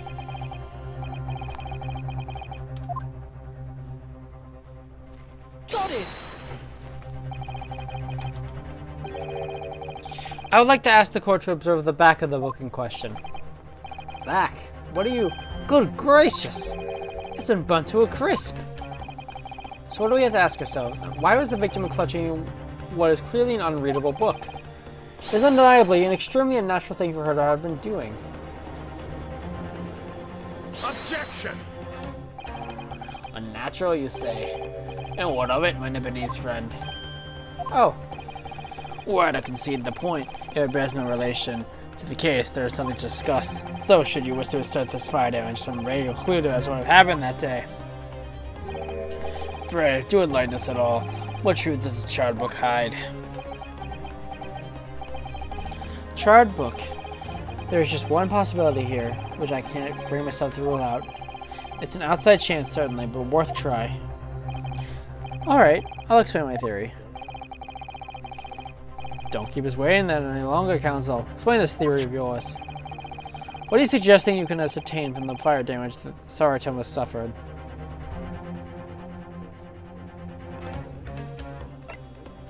I can ascertain its owner. My lord, the burn on the back of this book reveals a startling truth about the book's owner. I beg your pardon. But we already know who the book belongs to. The victim was gripping in her hands as she fell to the floor out. After all, it's obviously hers. The question of how the book came to be the victim's hand is yet to be answered. However, as to the questions of who the book really belongs to and where it originated, the defense has very credible answers. Good gracious, how can you possibly... Very well, I'll play along with this futile attempt to delay your inevitable demise. But do remember, yours the jury may well burn you for your little gamble that goes awry. Counsel, the defense response here is very likely to influence our final outcome of the trial. I have a question. Can I actually look at the jurors? Doesn't look like it.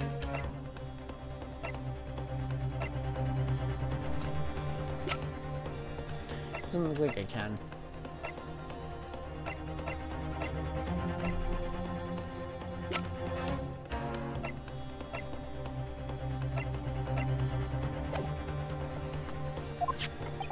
Just tell the count. Who do you claim is the owner of this burnt book? John. Take that! The answer to that is that the book belongs to the couple who owns the house where the defendant has his lodgings. The certain Mr. and Mrs. Garadeb. The landlords.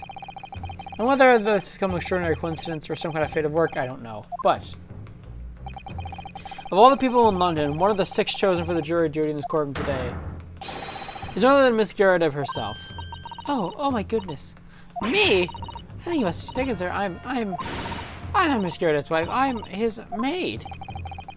Things would be so much easier if you would just drop the pretense. Alright then, how about a simple question for you? Have you ever seen this book in Miss Garadeb's house? I would never presume to know all the books he keeps. Objection! This is an outlandish behavior. This woman is the accused landlady, you say. You implicate this horrible member of the public. You wish to make sure without a shred of evidence. Your actions are unforgivable. Objection! This is not a mere conjecture. The defense happens to know that on the day in question, and at almost the exact same time the victim was stabbed on the pavement below. Okie dokie, I'm starting. Okay. Thanks. And we'll leave on that cliffhanger.